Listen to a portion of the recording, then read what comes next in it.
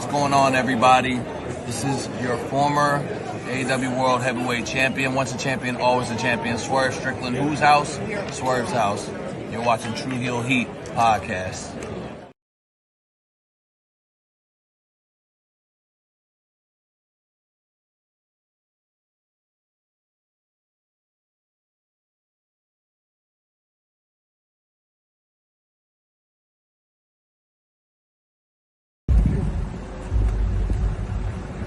Yo, what up? You know what it is. It's your boy AJ Francis reporting to you live from New York City, the birthplace of hip-hop. And I'm telling you that I'm only tuned in with Tru Heel Heat Wrestling.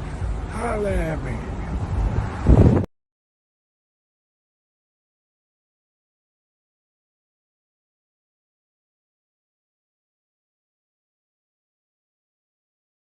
Hello everyone, it's the hardcore legend Mick Foley wishing a nice day to everyone there, right there at Tru Heel Heat. Yeah!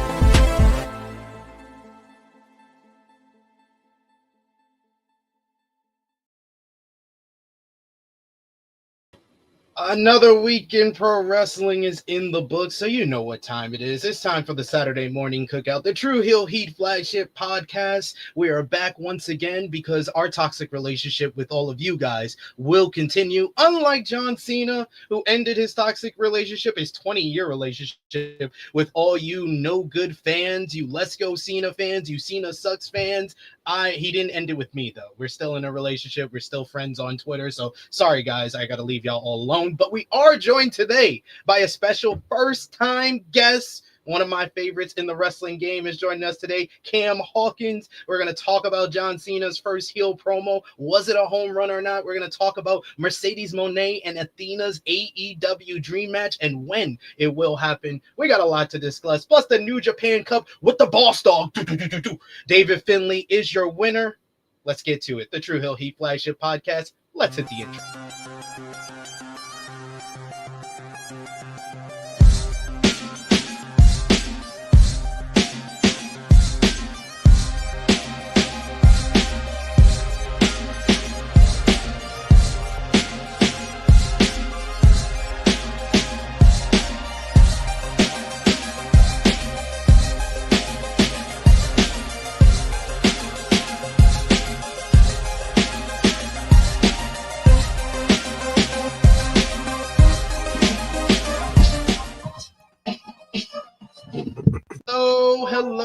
Hello. It is me, your Tru Heel Phenom, SP3. We are live on the Tru Heel Heat YouTube, Facebook, and Twitter for our flagship podcast, Tru Heel Heat 321, Dream Toxic Relationships, in discussing the latest wrestling news, including our final reactions to John Cena's first heel promo on Monday Night Raw, a recap of this week in wrestling with last night's WWE SmackDown featuring Roman Reigns, Seth Rollins, and CM Punk under one roof to set up their WrestleMania showdown, Raw on Netflix with John Cena's first appearance since turning heel at Elimination Chamber.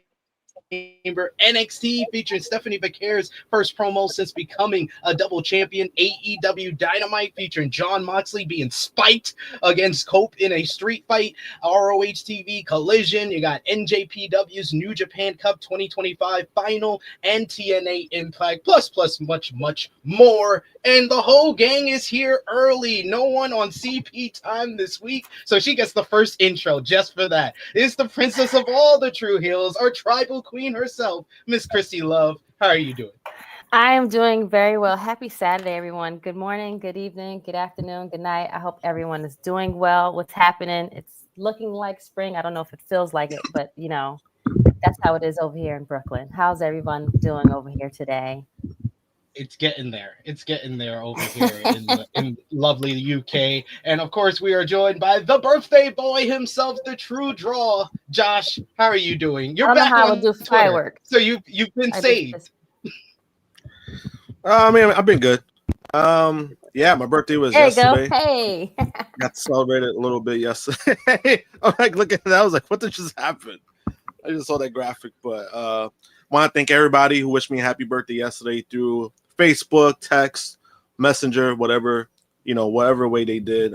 Really appreciate it.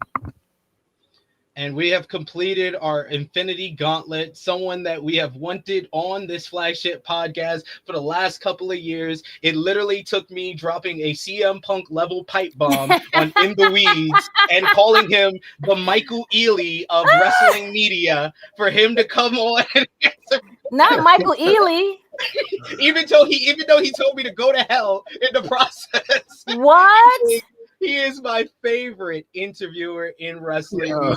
He knows he is the good brother. One of the only people that can get me on a wrestling Twitter spaces and actually speaking. You see his work over at Uncrowned. You see his work at The Ringer doing excellent interviews over there, as well as with Complex. He's all over the place. Plus, he is the unofficial spokesperson for Wale Mania. He is Cam Hawkins. How are you doing? No, I'm doing well, man. Thank you for having me. It's a beautiful Saturday morning here in Texas.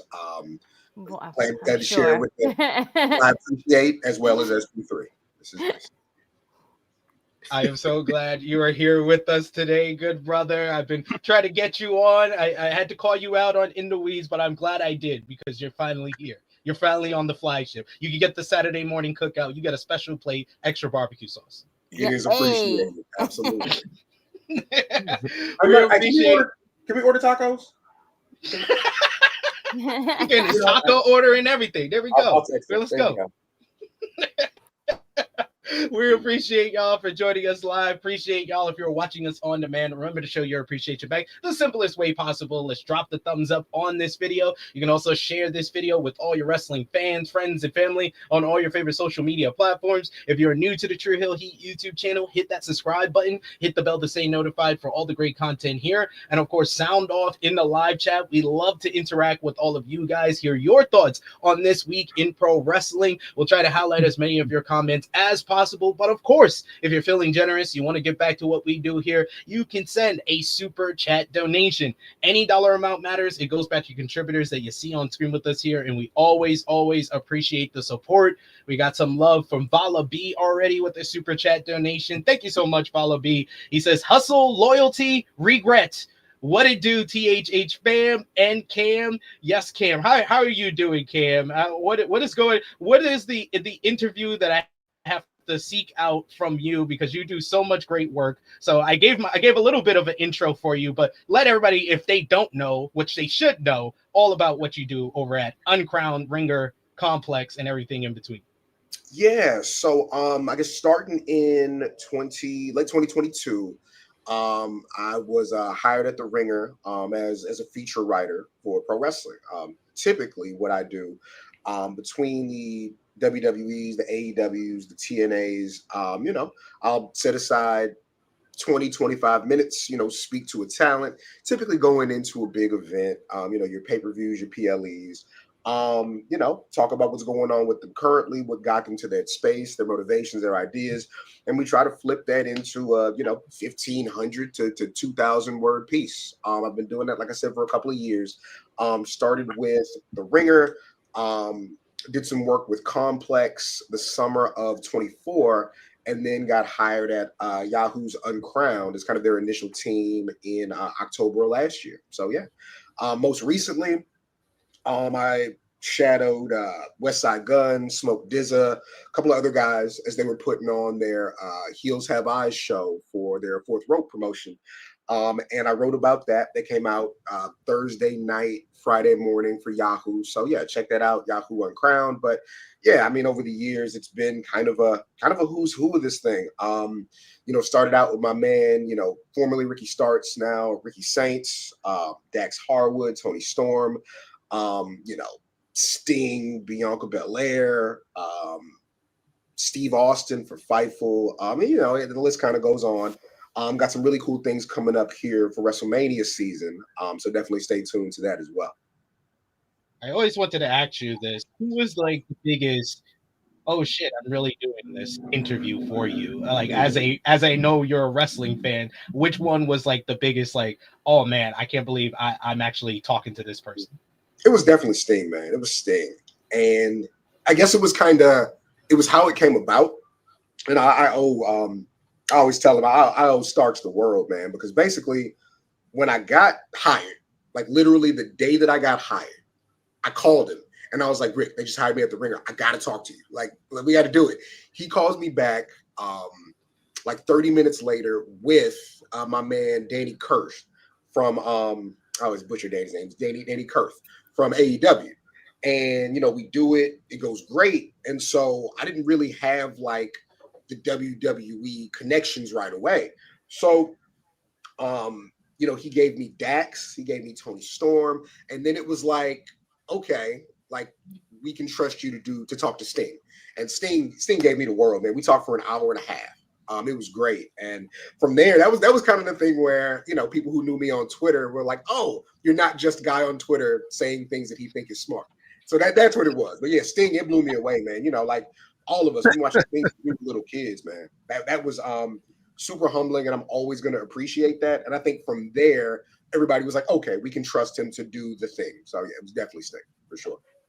Yeah, that was a great interview. I loved your one with Swerve as well. Your recent one with Will Ospreay was awesome. So yeah, if you don't already, follow this man. He's doing great work all over the place. We also got some love here in the chat for Josh, the Tru Draw by Nikki Boy, Negro Buck, Nick Jackson, saying with a super chat donation. Thank you so much. He says, happy 26th birthday, Josh. There you go. I don't know if he's that young.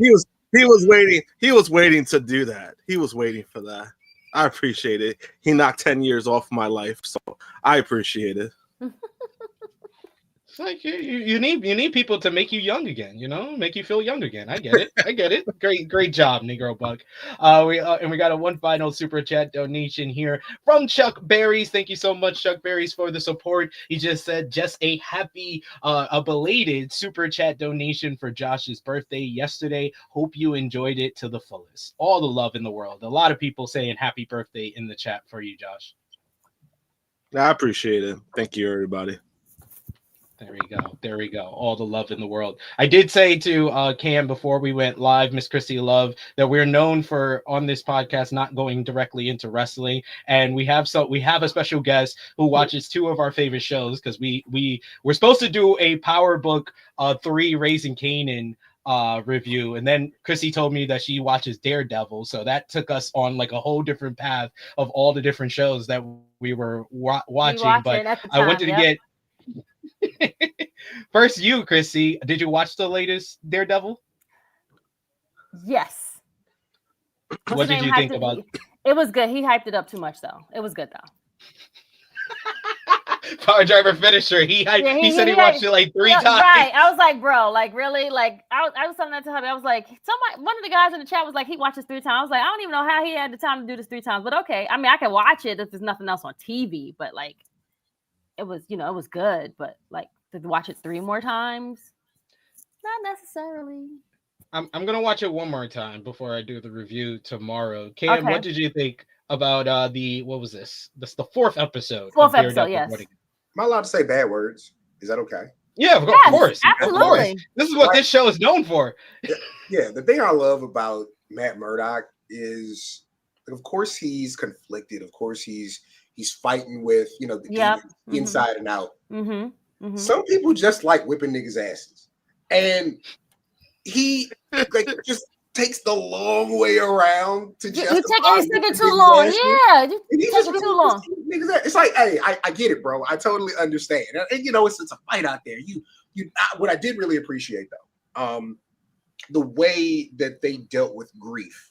Grief is not something you can schedule. Grief is not something you can prepare for. When it hits, it hits. And I thought that, you know, watching, I just read my man, shout out to my man, D-Palm from the UD Pod.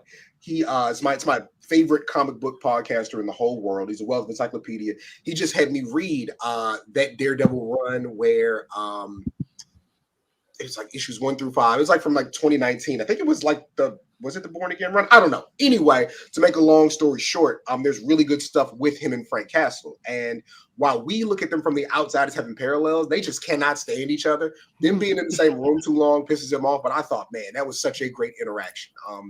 You know, and even if they really briefly touched on the idea of the far right, and you know, the police embracing the skull, brief in passing. I love that they addressed that. So yeah, I really enjoyed that episode. And boy, them little kids could not sing. Oh my terrible. God! Oh my God! Why did they keep going? And then the Lafayette Society, see, we built this city, and they're singing it in Lafayette. I was waiting on him to go full Anakin Skywalker. Yeah, same. I was like, I know they're not singing the same damn song. And why did they put my homie Kingpin in the smallest chair? This was like a class of middle schoolers, and they found him a kindergartner's chair just to make him look bigger. Yep. But yeah, I felt I bad agree for him at that moment too. I was like, damn, poor Kingpin. Like this is a point where you be like, you know what? I wouldn't be mad if he goes out full rage on these people because it's actually meant for. It should be. It's okay at this point right here in this time.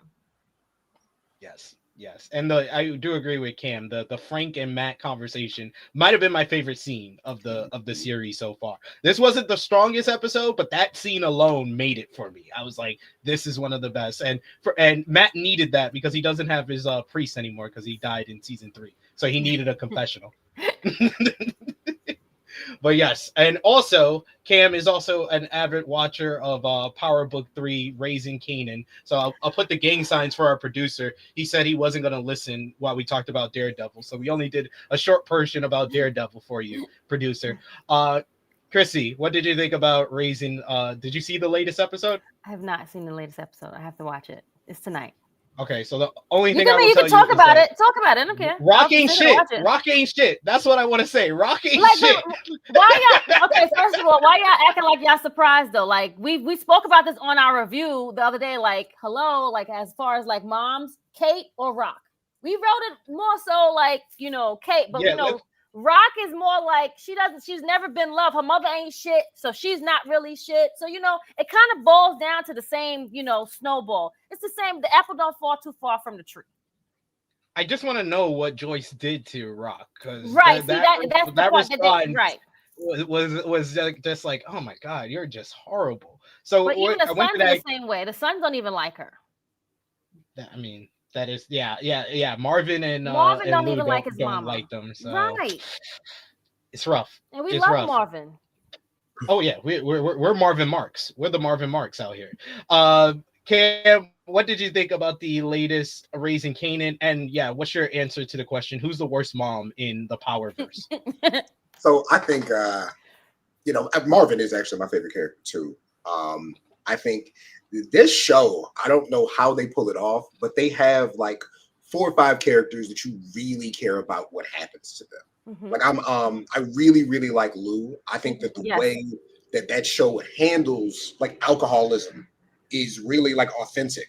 You know, that's a good show. And then there's this like, I know it's far-fetched. I know it's hard to imagine, but boy, do they deal accurately with the idea of a Jewish person in charge versus a black person who works for them. And the smartest thing, like, I just needed to tell you how I felt, whether or not like this means anything to you. It's a very like 50 Cent talking about the music industry without being a nerd about it, but being accurate. You know what I mean? Letting you feel what's going on. I loved Kanan and his girl, like the apartment thing. Yes. It was a little heavy-handed, but I really liked how they did it. Listen, I am so like engaged in like 90s culture because I'm old, number one. I was rewatching New York Undercover last week. Like, isn't it so good? Like you'd be like, Dad, we really watched this, and it was like, Dad, this is like cringy now, but it's still good though. I've been like, I was watching it at like 8 years old. Yeah, like that's crazy. I'm trying to find a damn a polo sport windbreaker for Wale Mania. It's very difficult to find in the year of our Lord 2025. It's very tough. But no, I love that show. But like you talked about Daredevil, they got Unique out here acting like the Punisher. Like, come on, bro. Like he was, who is the Joey Badass? I think he's a really good actor. I thought he was really great the last time, especially last season. But bro, you not Dark Man, okay? Like his personality changed. Now he's a damn evil crime boss shooter. Okay, all right, but worst. I agree with that part. Yes, like come on, why you have Unique out here doing stupid shit like this? Yeah, shout out to my man. Mone's the worst mom. Mone's absolutely like. I mean, I think Tommy's mom. I think Kate. Kate E. Wait, but we have to be actual parents to qualify. I think Kate's like the worst person. You know what? You got a point. You know what? You're right. You're right on that point. Like Kate is not even like a parent. Like the other two actually try to be parents, but they don't know how to do the parent work. So yeah, you have a good point on that. So I didn't even think about Monet and this whole like power trajectory. But damn. Kate's bad. I feel like Monet redeemed herself though when she got shot down for Kane. Like I felt like she redeemed herself just slightly. I mean, slightly. If you went to school with Jesus and he gave you a wedgie every day, like you would not be super impressed by him being on the cross. Yeah, redemption, sure, but you're a terrible mom. You're horrible. Oh God. I mean, fair. That is fair. But yeah, I think Rock, at least Rock, she has the best intentions for Keenan, other than when she told him to kill his father. Other than that. Fair. Other than that part. That's when I was like, okay, yeah, she is pretty bad. All right, but we could finally get into some wrestling here, but before we do that, of course, we got our Tru Heel roll call. Thank you so much to everyone supporting us around social media and on our Patreon as well. Our top 3 conversation starters on our Tru Heels group page, our Tru Heel Trinity. You got Mike Law, you got the Vegas Bad Boys of Podcasting, and Stewie John Palmer. Our Patreon backers, you got Vala B, Alan Weinstein, Negro Buck Nick Jackson, Alex McCarthy, Professor Chris, Trey, Robert, Steve, Ladarius, Dan, Kobe, Dolores, John Martin, Marcus Ryan, James, Allen, and Santo. Thank you so much supporting us over at patreon.com/Tru Heel Heat. $3 a month gets you exclusive content, and that's the best place to support us when we are not live here. And yes, no, we need to stop with the Tasha slander. I won't stand for this. Tasha was actually looking out. She taught Tariq the game when Ghost wouldn't. Ghost should have just taught Tariq the game. Like, stop trying to condone foolishness, please. Thank you. We're not going to condone foolishness. Like he taught him the game. Taught him to be a drug dealer, be a bad person, right? I mean, he was going to be a bad person regardless. Someone had to teach him. But she didn't have to. I mean, you know what? Okay, we're not doing this morning. He was already taught by Slim, aka Kanan. It was a rap. Yeah. He was already done for. Yeah. We need to stop. We need to stop with the Tasha slander. I won't stand for it. She's in WITSEC right now. But let's get into some pro wrestling with what we missed. We'll start off with last night's show, or yesterday afternoon show for some of y'all in the States, with Friday Night SmackDown. The show kicked off from Bologna, Italy, featured Randy Orton kicking things off to a huge ovation and a sing-along to his theme song, as is custom in the European tours. He was soon interrupted, though, by Kevin Owens, who tried to give him a half-hearted apology to him for giving him a power driver and betraying him. This led to Orton saying that he didn't accept the apology and that he wanted to punt Owens' head off in Vegas, because what happens in Vegas stays in Vegas, but not for Kevin Owens, to set up their WrestleMania 41 showdown, which was made official later on in the show. Speaking of potential WrestleMania showdowns, you had Damian Priest and Jimmy Uso beat Shinsuke Nakamura and Drew McIntyre in tag team action. Post-match, it was McIntyre who assaulted Priest, delivering a Claymore to his rival. And speaking of WrestleMania showdown that we do know that is going to go down, Charlotte Flair and Tiffany Stratton had a sit-down interview, which has got a lot of people talking, the good, the bad, the ugly, with Charlotte telling off Tiffy for trying to be like her ahead of their WrestleMania match, saying that the Queen speaks first, ripping Tiffy apart, while Tiffy says that this company now runs on Tiffy time. Meanwhile, you had Jacob Fatu and Braun Strowman had their rematch after their Saturday night's main event showdown, with Braun Strowman picking up another victory, this time by disqualification once again, thanks to interference from Solo Sikoa and Tama Tonga. This led to LA Knight coming out to make the save with his victory. Braun Strowman will face LA Knight next Friday in London, England on SmackDown. Liv Morgan defeated Jade Cargill in a fine match thanks to interference from Naomi. Post-match, Naomi beat down Jade in her Owen Hart / Trinity tribute outfit with the caution tape, and she was hitting that Jade pose perfectly. I was loving it. Loving this new Naomi. You also had the Street Profits beat Los Garza in a fun main event matchup. Roman Reigns came out for our closing segment to an enormous reaction from this Italy crowd who acknowledged him. This brought out Seth Rollins, who said that Roman messed up when he stopped him from finishing off CM Punk, but this is not about him. It is about their shared history and the fact that they have unfinished business. But that brought out CM Punk to a huge reaction himself, who thanked Paul Heyman for bringing him his tribal chief on a silver platter, which led to looking at Heyman to give Punk an opening to attack from behind, starting a massive three-way brawl between the top stars. Punk said that if they wanted him, meet him there, pointing at the WrestleMania sign above the commentary table. Then you had Seth Rollins took out both Punk and Roman with a dive to the outside, and he was the one next who pointed to the WrestleMania sign to indicate that he wanted both men at the show of shows coming up on April 19th and 20th. And then finally, it was Roman Reigns who got the last laugh on both men, hitting both Punk and Seth with the steel steps. And then finally, he pointed to the WrestleMania sign, and the show went off air with all three men brawling once again. This got a huge reaction from that Italy crowd. I've been loving the European crowds, but I don't know about everybody else, but outside of like Roman, Seth, and Punk, outside of Cena and Cody, and outside of probably Rhea, Bianca, and Io Bianca and Rhea, something just is missing from me from this WrestleMania build. I don't know how y'all feel, but it's something's not connecting with all the builds, and I see a lot of like logic holes and issues with a couple of the builds to WrestleMania so far. But let's hear from Cam. What did you think about SmackDown show last night overall, and what do you think about what I'm saying here about something is just missing or not hitting with the WrestleMania build to me? I thought SmackDown was solid. It's nice to see, Street Profits back in position.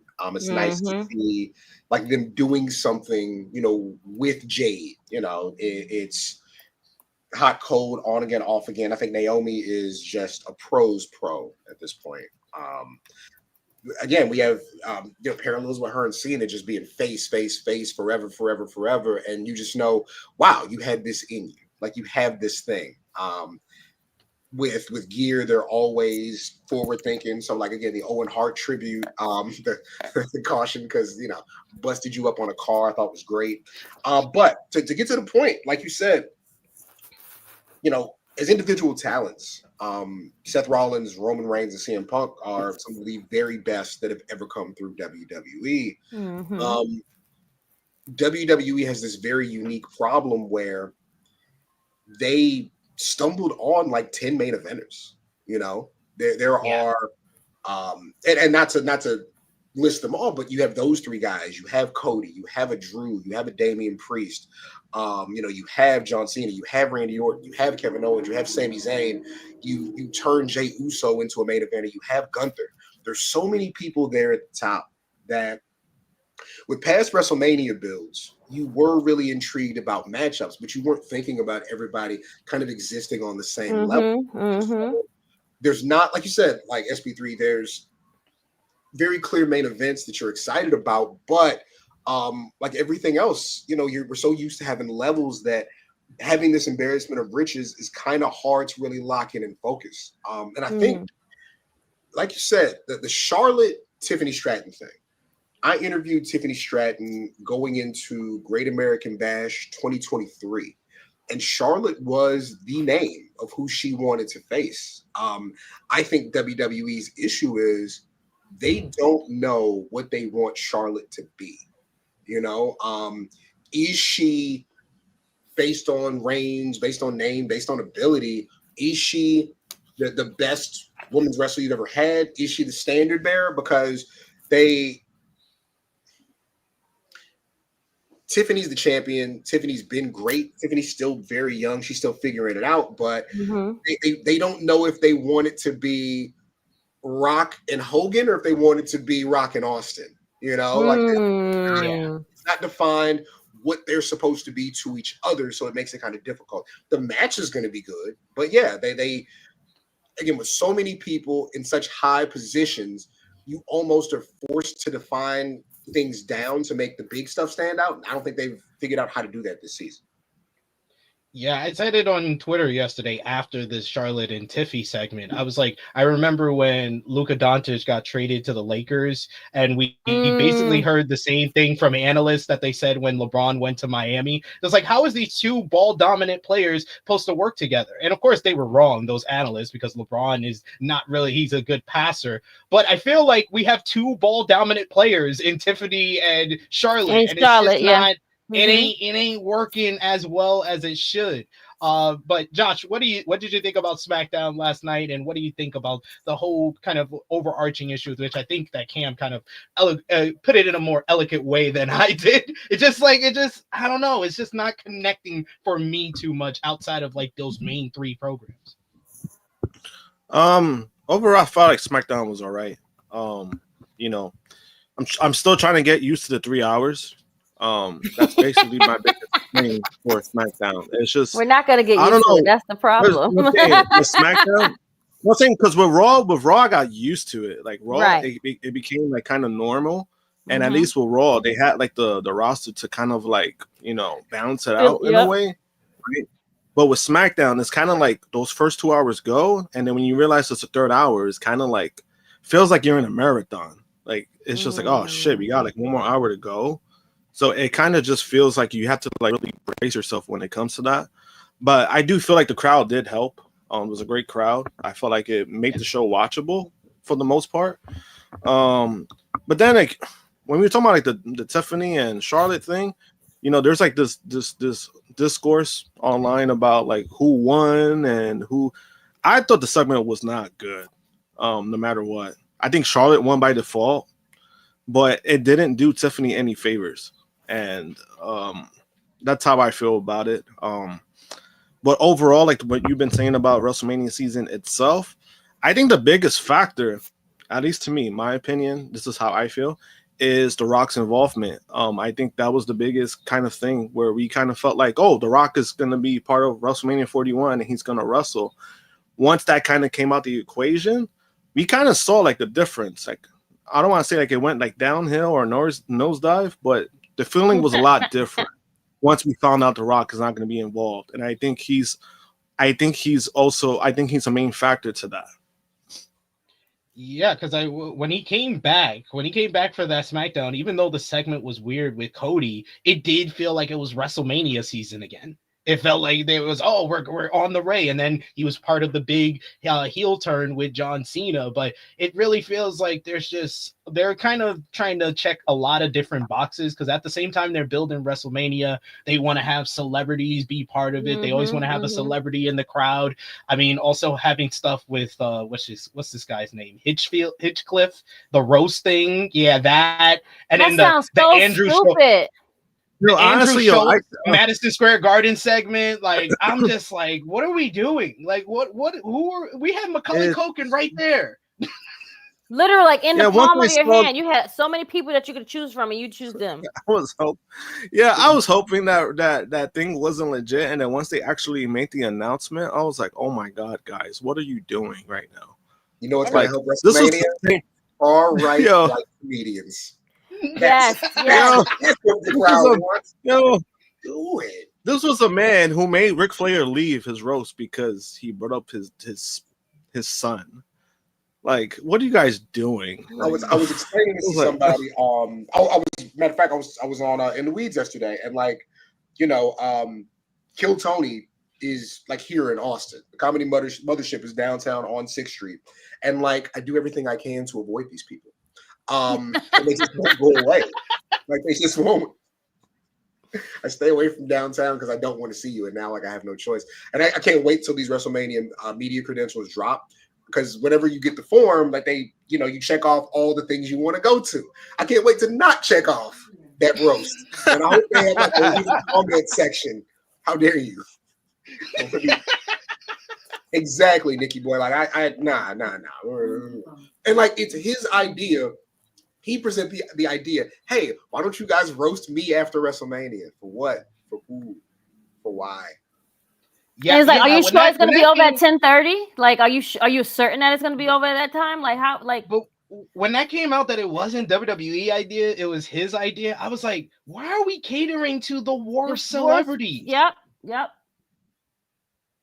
Krssi, what did you think overall about SmackDown, and in particular, a lot of people talking about the Tiffany Stratton and Charlotte Flair throwdown? I agree with what Josh said. Like, if you had to pick one who won, it was obviously Charlotte, because she kept talking over Tiffany, and Tiffany was like stumbling and mumbling over. And I love Tiffany. And I think that when the bell rings, she plays an effective babyface. But I don't think they've figured out, as far as creative and herself, how to be that same babyface character when she's talking and speaking in these like sit-down interviews. Absolutely correct. Like a rookie. I personally think they did this whole Charlotte Tiffany thing too early. I think that's where the ball got dropped, because they was like, okay, your first person is gonna be Tiffany Stratton. I don't think that should have been the case. And that's why you're seeing it in the product right now. I could have done without this whole interview part. I could have done without that whole segment, to be honest. Like, we didn't really need it. Like, I feel like they're forcing it to us, and I think that's where it's falling in between the cracks, because you're forcing it to us. It's not happening authentically like other feuds that are happening, but with other people. Street Profits, I'm so happy that they're back on top where they belong. This is great for them. We've been saying this for a while, at least myself, because they got lost in the shuffle and they didn't know what to do with them. And now that they have this like whole different attitude, this is great for them. I hope they have them with these belts for a little while. And overall, the crowd was great. These over the European tour thing, I like when they bring them over there, because they don't get to see this, and they give like all of their everything when you watching it. So that makes you like enjoy the show. That's all I got to say. Real quick, if I could just jump in, just to go along with what you were saying, I'm just reminded at how valuable Bayley is, man. Oh my God, yo! Like, somebody who can just work with everybody, and never seems out of place. She can work with people above her, people below her, and that's not a knock like on a Charlotte or anybody, but man, it is a special talent just to be able to find that thing with everybody and make it work. Yes, I agree. Yeah. And like her not having like a major kind of Correct. role in the Yep. WrestleMania build is an issue as well for me. Like, because she's gonna probably wind up in some multi-woman matchup for the Yep. Intercontinental title, Foolishness. or it kind of like a heatless one-on-one matchup with Lyra Valkyria because they haven't invested any time in it. And like last year's WrestleMania, like a lot of the focus, of course, was on Cody finishing his story and Cody versus Roman and Rock, but the Sami Zayn and Gunther stuff, that was great. The Bailey and Io Sky, the early portion when Damage Control turned on Bailey, that was a lot of fun. That was interesting stuff. Rhea and Becky Lynch, two major stars going at it on WrestleMania stage. That had a great build. There was other stuff like outside of like the main picture, and even with the Rhea, Io, and Bianca, I like it because it's 3 over talents, and I know the match is gonna cook, but y'all kind of made Rhea Ripley from a badass to kind of just whining about losing instead of like having a clear direction, and we don't know how it's gonna make sense for her to be in this triple threat at this point, other than her signing a contract that didn't have her name on it, and that's not how contracts work. I hated that part of it. Like, why would you do this to this person that you build up so dominantly? Now she's like bogarting her way to be at a match. Like, what? Rhea Ripley would do some stupid shit like that. Like, what are we doing? What are we doing? You making her look like the sides instead of the main dish. And I also did another. I don't know. I saw another good point is that you really only feel like this feeling that WrestleMania build is not hitting after SmackDown. I think there's something about Raw being on Netflix, and especially the unpredictability of how long the show is going to be. Sometimes it's 2 hours, sometimes it's 2.5. This week it was 2 hours and 20 minutes. It makes it interesting to watch because you don't know when the end of the show is going to come. Yeah, I saw Care when they were hyped, when they played the video package. I saw you tweet out like, "Oh shit, it's only going to be a less than 2 hour." Bro, I was so hyped. Even the 220 didn't bother me. I was like, "Dog, wasn't it?" It was like it was live during the day. It was live at like 2 or 3 o'clock, right? Yeah. It's spring break, so I was at the crib, boy. I had a drink in my hand. Like, this is incredible. I love this. And like, yeah, even when like again, that there is, I think, that 2 to 2.5 hour sweet spot. It really does work because we've all been in wrestling crowds, we've all watched with our friends, and you start to look at that clock. When you get to the end of the show, you expect to finish. And like, that little bit of unpredictability, I do like that. But like my man said, 3 hour SmackDown on a Friday night. I'm gonna do Friday.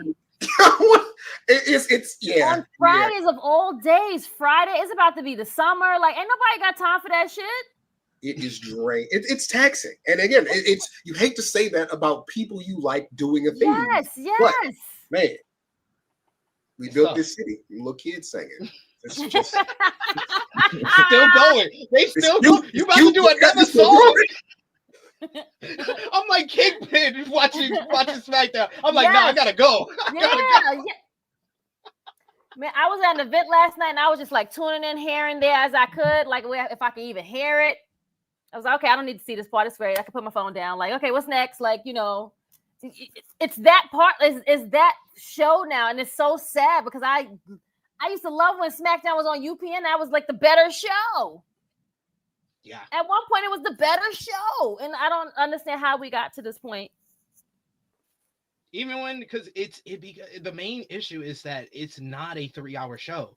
It's a 2 hour show that they're stretching to be 3 hours. 3 hours. Like something like Zelina Vega and Piper Niven, who had a fine matchup, but it would have been a good 5 to 6 minute match on a 2 hour show, and it's stretched to be 13 minutes, and it's just fine. It's just fine because they're stretching everything out unnecessarily because it's a 2 hour basically roster for SmackDown that they're now stretching to get an extra hour at, and it hurts the overall product for sure.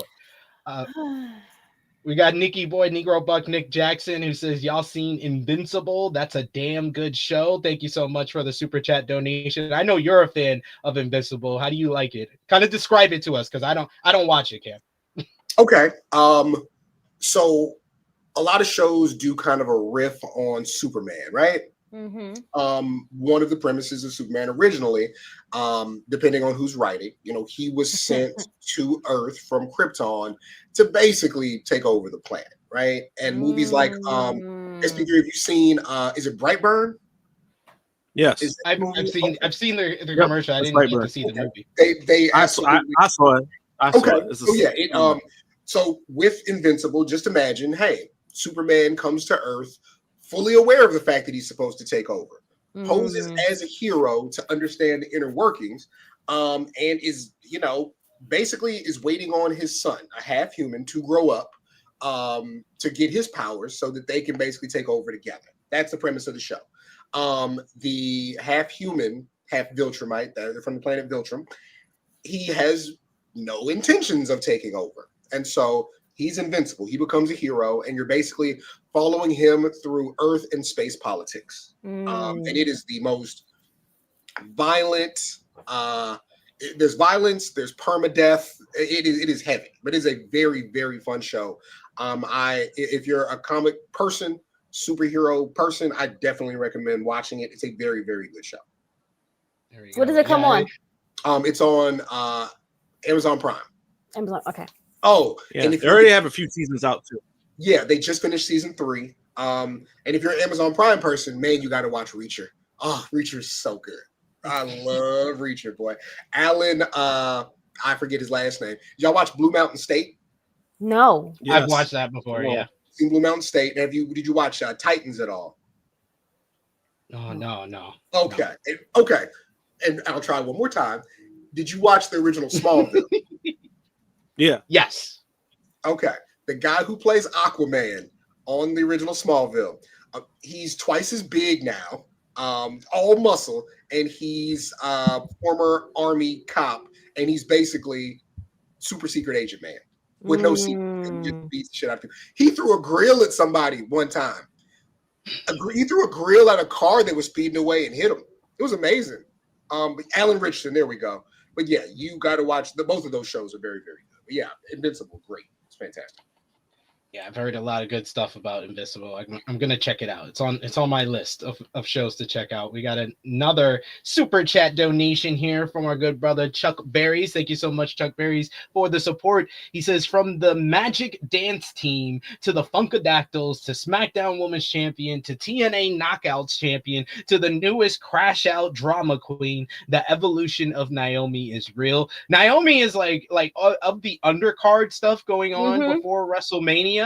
She's like one of the better parts of it. Like I like the Liv and Jade. I thought it was a pretty solid matchup. But once Naomi came out, I was like, yep, this whole segment gets a thumbs up. She's got on a freaking and I think Romeo in our chat was like, oh, why is she wearing this Owen Hart tribute? I was like, enough is enough, and it's time for a change. Makes sense to me. She's doing like people don't think about like why she's done it, and she had every right to do this. She was the third wheel. She was the third wheel, like she was on a date, and you guys left her behind, and she's justified for what she did. No one wants to understand it. Yeah, they got to make that official. That's the match that they need to make official for WrestleMania. But yeah, there's just like the Drew and Damian Priest stuff. I like both guys, but I just don't. It doesn't feel like a WrestleMania. It doesn't feel like a WrestleMania matchup quite that. And then Orton and Owens, I think that they had a good segment on last night's show. I loved Orton quoting his theme song. Now I hear voices in my head. They counsel me. They understand. That popped me. That graphic, by the way, that graphic is way better than the cards. I will say the graphic that they had, the face to face. Yeah, I like that better than the what is it? Casino cards that they got for Cena and Cody. We got one more super chat donation before we move on here from our good brother Call Me Mr. Banda, who says Mania is missing a Jacob Fatu match with a whole bunch of emojis. Yeah, I mean, what's with this honey dicking that they're doing with Jacob Fatu right now? Why can't he just beat Braun Strowman, please? Like I wanted that at Saturday Night's Main Event, and they did. and they did that weak DQ of he's kicking too much ass DQ, and then they do a DQ of if it comes out that Solo purposely did this, that he's trying to like keep him away from the US Championship, then it makes sense. But otherwise, it did not make sense for him to get involved there because Braun had hit like 1 or 2 moves after Jacob Fatu had dominated most of the matchup. So I was like, yeah, I hope that the goal for WrestleMania is putting this US title on Jacob Fatu. Yes. What do y'all think? I hope so too. They need to stop playing around and just do it already. Yeah, they're just dipping their toes in the water of Jacob Fatu. I need them to go full head first into the Jacob Fatu. Come on, please.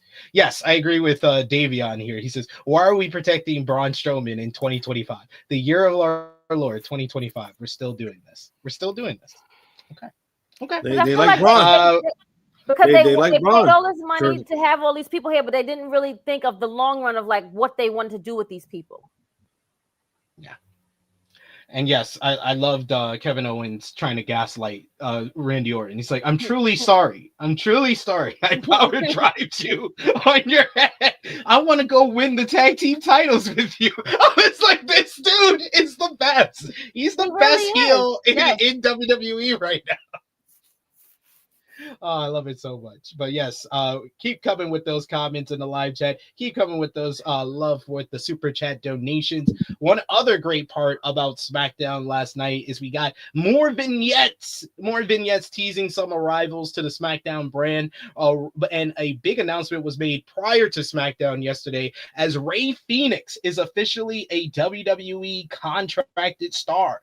According to a new report, Fightful Select has confirmed that Fenix has signed his contract after getting his medicals done over the last few weeks. The news is not a big surprise, particularly after a teaser on last week's SmackDown announcing the impending arrival of a new luchador, and it had been reported previously that he was officially signed on, though the plan is obviously to debut him on the SmackDown brand, though no word as to when yet that will happen. The report goes on to note that much like Penta, Fenix isn't expected to speak at length about his falling out with AEW and exit there. We did get a second vignette on SmackDown last night, which was clearly obvious this is Rey Fenix because they showed the tattoos. He did the diamond pose that he's known for. They were teasing some of his moves like the rope walk and the little 619 move that he does. I'm just happy for Rey Fenix. I wanted to see him wrestle. I think he's one of the best high flyers, and I'm glad that WWE is giving him a solo intro after the success of what they've seen with Penta over on Raw. I think it's the right move. Krssi Luv, what do you think about Fenix coming to WWE officially now? It's great. I mean, we knew this was going to happen once they got him out of bondage, so and out of jail. Why is bondage? Because you said bondage. I mean, wasn't he held hostage and in captivity and bondage over in other locations? So I mean, he was in Guantanamo Bay. What's the Twitter thing? That man they was holding that nigga captive, so it's all right. Anywho, now he's free and he can do what he wants to do. So I let him fly. This is great. I'm happy for him. Josh, what do you think about Phoenix? He's not a slave anymore. What do you think about the Phoenix vignettes that they've been showing on SmackDown the last couple of weeks? I mean, it's been pretty cool. I mean, we already knew Phoenix was going to go there. I mean, we've been saying it for weeks. All he just had to do was just shut the fuck up, and now he's finally in WWE. Kat, what do you think about Phoenix being introduced solo over on the SmackDown brand instead of putting him together with Penta over on Monday Night Raw? I think there's more you can get out of them as solo guys early. You can always go to the team at a later point. So I think it's a good thing. Penta's doing great work. Shout out to Ludwig Kaiser and Pete Dunne. I thought that between those guys they've been really, really good. And like, while it's not like his fault, there's a Rey Mysterio vortex, and you do what you can to avoid that for as long as you can. I do think that while you're never going to be able to recreate Ray, he's absolutely timeless and iconic. I think that there's a benefit to having someone similar, and it's not all luchadors are the same, but aesthetically, name-wise, like there's definitely things that are there. And so to maximize that, I think you have him over there doing his own thing. And I can't talk about the other thing. Just y'all got it. Y'all got it. Hey. You know what I like? People being happy about where they work. That's what absolutely. I like. Yeah. Absolutely. Yeah. That's what I'm for. I'm for anybody being happy and getting that bag. That's what I'm here for. Absolutely. You ain't happy? Go somewhere, take your talent somewhere else and get the money for it. There you go. So we don't expect him to talk about his time in Guantanamo Bay, but absolutely not. And honestly, he shouldn't, just because it's like it's not gonna really do nobody favors. And I just think, like, if you're just there now, just worry about that. Just focus on that. You're at where you want it to be at. Just just let it go at this point. Yeah, what's difficult, not difficult, but when you go into like these interviews, when you're writing features, at this point, one thing that you have to do is, hey, before we hit the record button, are you okay talking about your time at X or Y?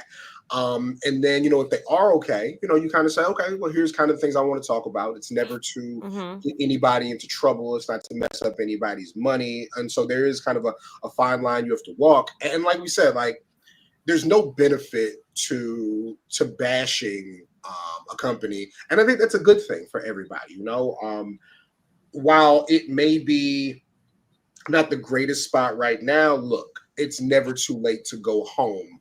And I'm not saying like they belong to AEW, somebody belongs to WWE, but look, these are wrestling companies, right? Wrestling companies have feelings. They get over them if there's money to be made. So like you said, there's nothing to really talk about. All it's going to do is make a few grifters on the internet happy that you said the thing that they say for $5 a month.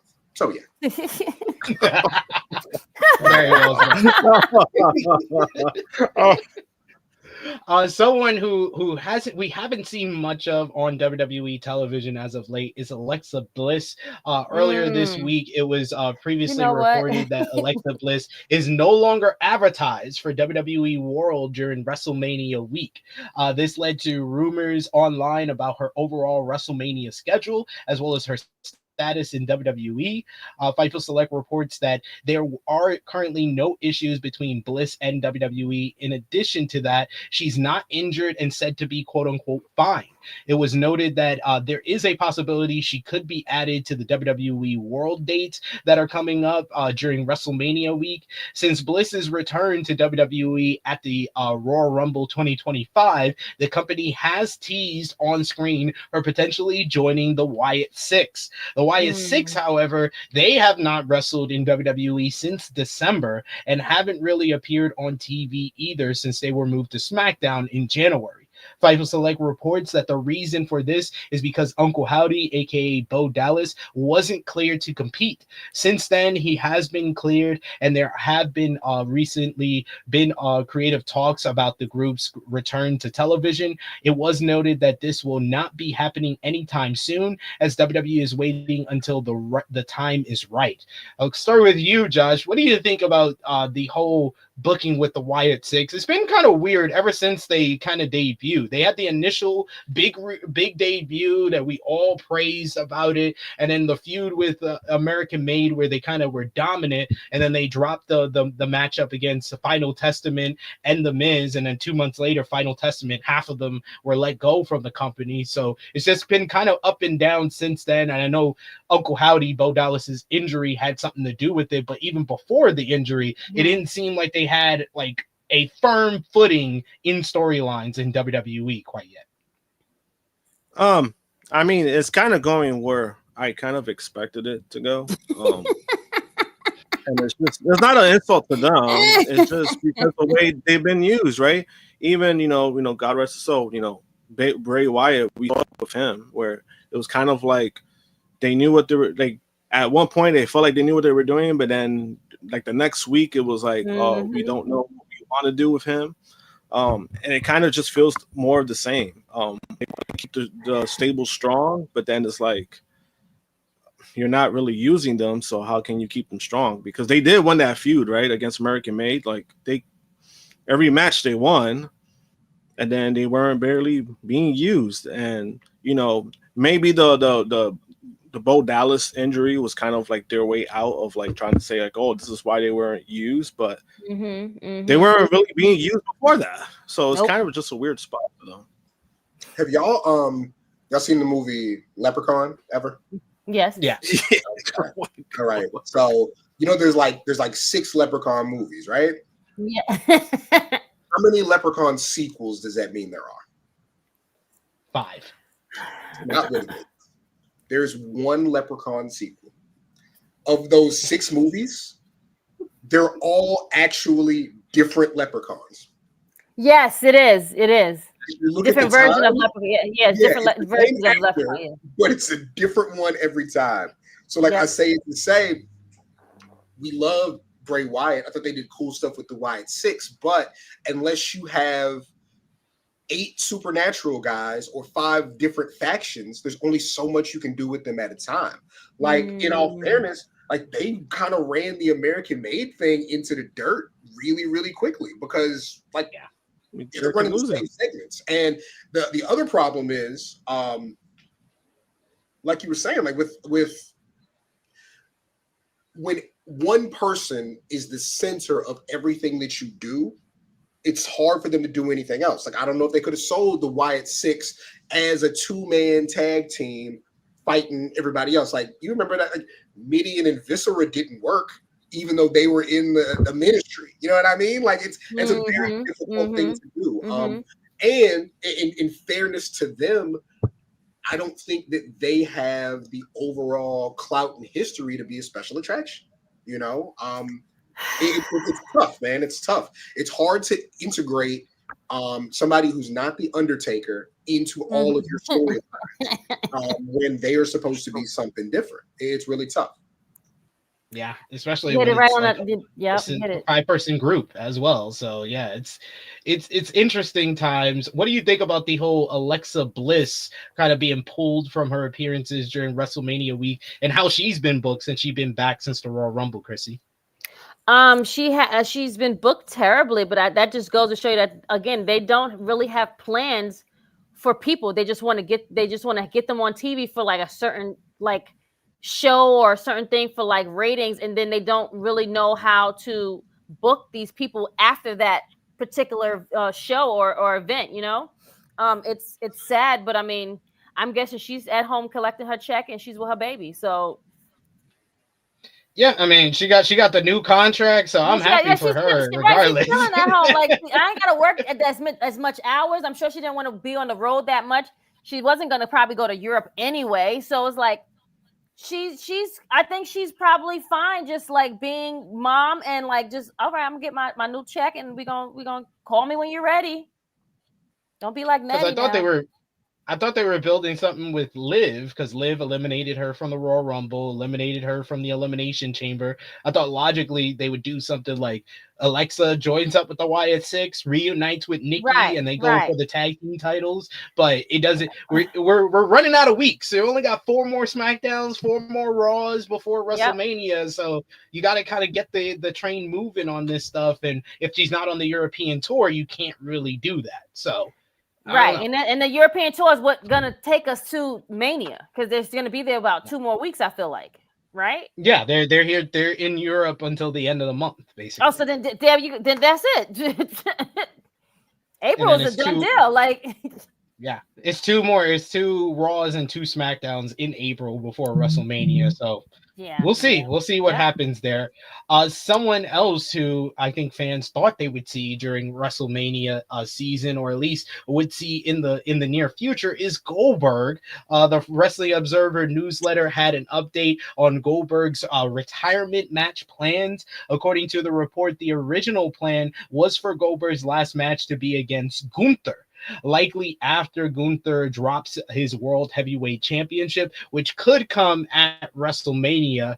Goldberg recently did an interview where he did mention Gunther as a possible final opponent. He also mentioned Braun Breaker, John Cena, or Roman Reigns for his final match, so he's open to facing any of those guys. I mean, I think it is probably right to probably do the Gunther and Goldberg matchup after Gunther loses the World Heavyweight Championship, so maybe we'll get that at a Saudi Arabia event. Yay. Probably so. Yay, Saudi Arabia, yay. Well, they're only doing one event this year, so I'll give them that. They dropped from 2 events to 1 event this year, so that's a good thing. Okay, that's fine. And then one final note before we get into this week's Monday Night Raw, the WWE announced a Road to Clash in Paris tour that's coming up, which will include international dates for Raw and SmackDown. This includes dates in the UK, in Ireland, and France. The dates and the locations are as followed. Friday, August 22nd for SmackDown in Dublin, Ireland. We got Saturday, August 23rd for a house show in Liverpool, UK. You got Sunday, August 24th. Interesting date there. More on that in a bit. In Newcastle, UK. Monday, August 25th on Monday Night Raw in Birmingham, UK. You got Tuesday, August 26th for the live event in Manchester, UK. Wednesday, August 27th in Leeds, UK. You got Thursday, August 28th in Cardiff, Wales. And then you got Leon Friends for Friday Night SmackDown ahead of Sunday, August 31st, which is going to be the WWE Clash in Paris. In Paris, France. And then Monday, September 1st, they'll be back in Paris, France for Monday Night Raw. The date of August 24th is the most interesting on this list, as it seems to be a part of WWE's new strategy of trying to undermine AEW, as that is the same date as Forbidden Door in London. So London and Newcastle, guys, is just like a 5-hour drive, a 2-hour train ride away from each other. So people in Newcastle now have a choice to make if they want to go to the WWE event, which is probably going to be right down the road for them, or if they want to take the train ride for 2 hours to London to go to AEW New Japan Forbidden Door on the 24th. This follows up from WWE previously announcing that they'll have a Saturday night's main event on the same date as AEW's biggest event of the year, AEW All in Texas, which is going to be on July 12th. So it seems like, and I think Dave Meltzer, he went on Twitter and said that the WWE's new strategy against AEW has kind of turned in a way to him. He says ever since AEW got their new television deal, it seems that WWE's new strategy is to basically go head-to-head with AEW on their big pay-per-view dates, and that's why AEW is kind of hesitant to announce a lot of their pay-per-views because of this whole new strategy by WWE announcing a Saturday night's main event against All In, announcing their house show tour in Europe the same weekend as Forbidden Door. Josh, you always have something to say about this, so what do you think about WWE's new strategy of undermining these AEW big events? I mean, it's pretty interesting. Apparently they were in competition to AEW, and I mean, hey, you've been seeing the opposite now. Yep.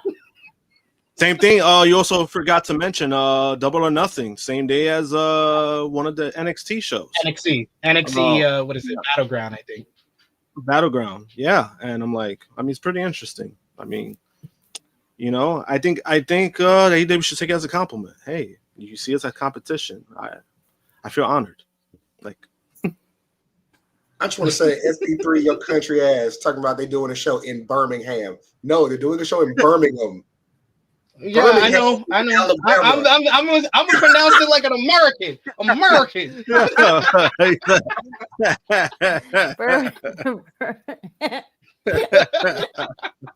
I ain't got my. If I wanted to pronounce it correctly, I would get my daughter in here. She's got the accent down. There you go. I can't do it. I can't do the accent at all. We got a couple of super chat donation here to get to. A couple of here. We got Cyclops is better than Wolverine, talking about Ray Phoenix saying, "I don't have to hear the word hostage no more." LOL. Oh man, we also got call me Mr. Bondo with a super chat donation. Thank you so much, guys. He said it's been announced Leon Slater versus Michael Oku at Rev Pro High Stakes. Let me know the date of that. I might try to make it out there. I like the Rev Pro shows, even though, man, when they do Your Call, that is up there, Josh, with that Progress show in New York and Queens back in 2017, where it was they had no AC. Yo, Rev Pro in the summer at Your Call, dude. I had a white shirt on. I had a white shirt on at Your Call last year for the MJF Michael Oku matchup. I was sweating bullets. You could see my back on my white shirt. I remember that. You know what's crazy too? That show, that was actually a great show. But the fact that had Riddle and Gunther in the main event.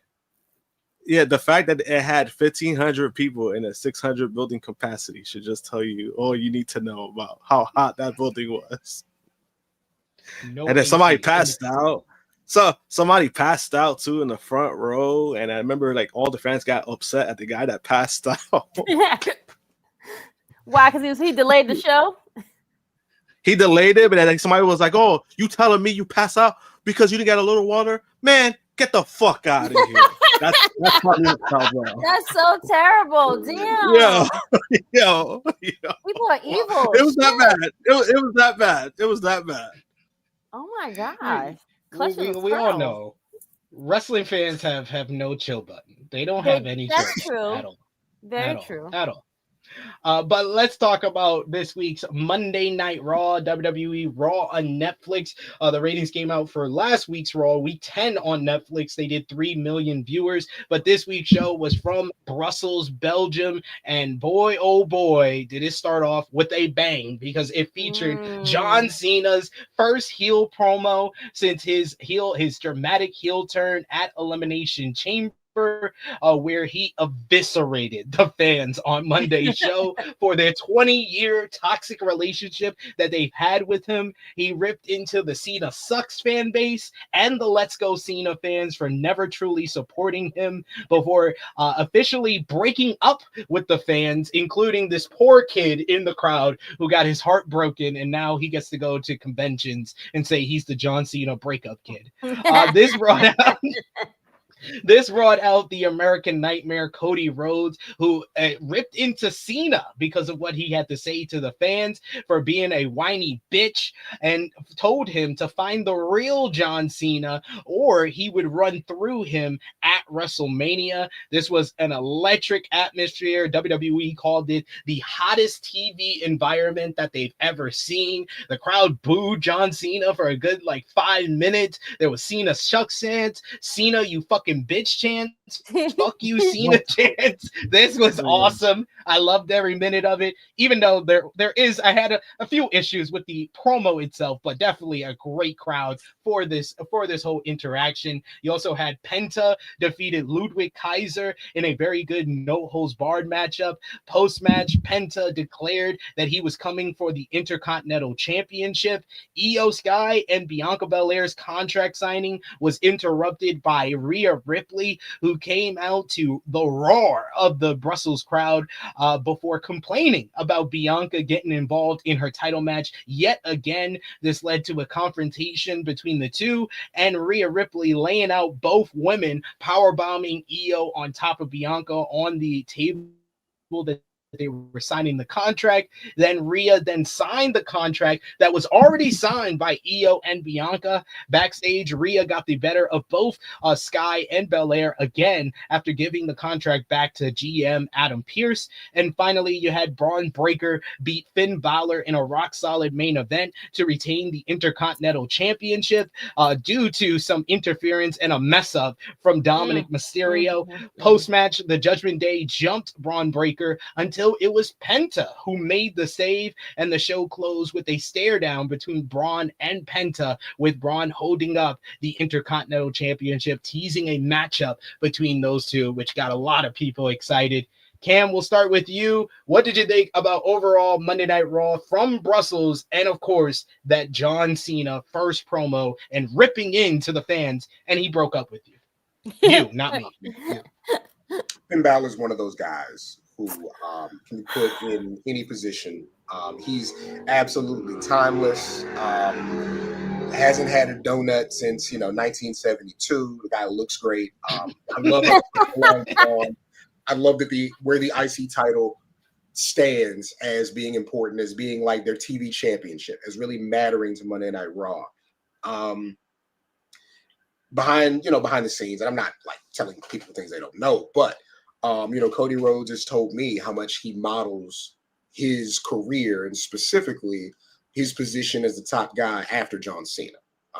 That does mean a lot to him, and so for Cena to be basically taking that for granted, and Cody being no nonsense about it, I thought was really, really cool. I was a big fan of the John Cena promo in that they're working around The Rock. You know what I mean? Like, he's definitely adjusting and tweaking the way that they do things. And so with that handicap there, I appreciated, what Cena did.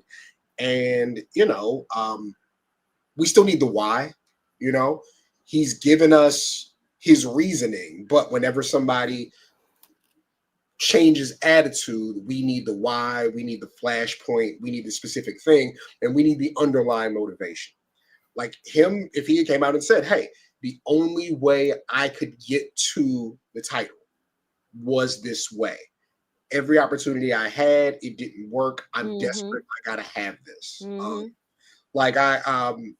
One of my favorite things in the last 5 years of wrestling was CM Punk's AEW run initially. And what I mean by that is they did this thing for years with The Undertaker once the streak got long to try to present him as like the Clint Eastwood. And I don't think it was effective, them doing it as an annual thing.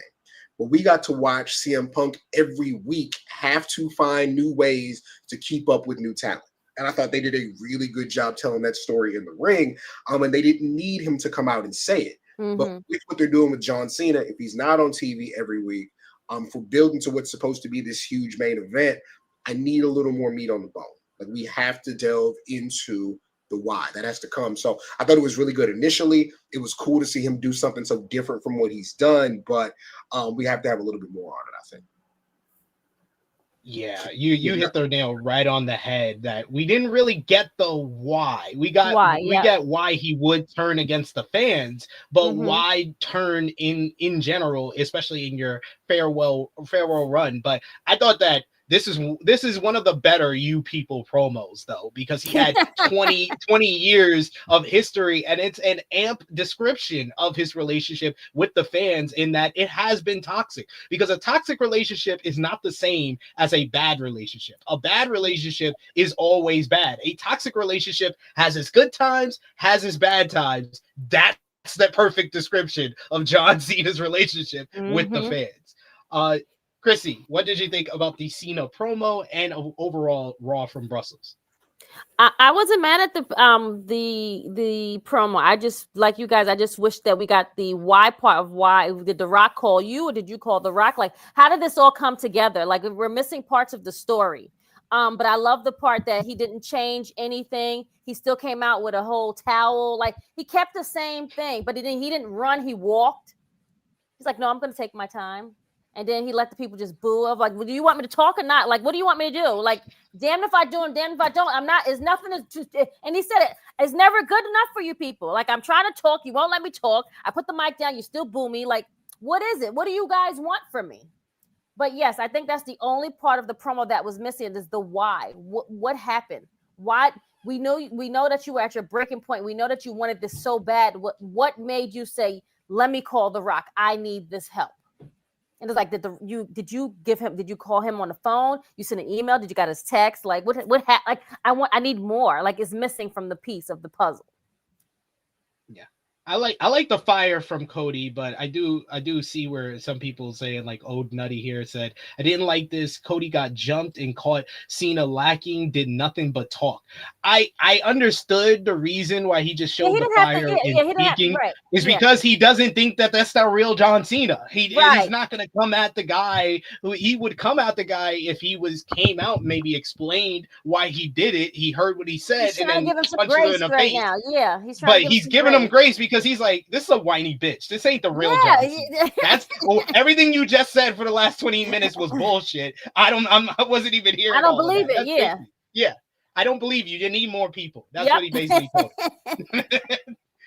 Josh, what did you think about the John Cena explanation and the "you people" promo? You get nothing. And like Cam said, to kind of go off that note, was what is similar to what you said, is that The Rock not being here, it seems to be a bigger factor because they have to kind of work around that fact.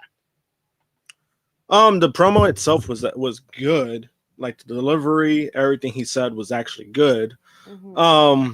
I would have liked more of like an explanation, because you could still do, you don't got to go deep dive into the explanation. You could kind of tease it. You could kind of mention it without The Rock being there. I get why. And I think I even mentioned it on Monday when you guys were talking about it.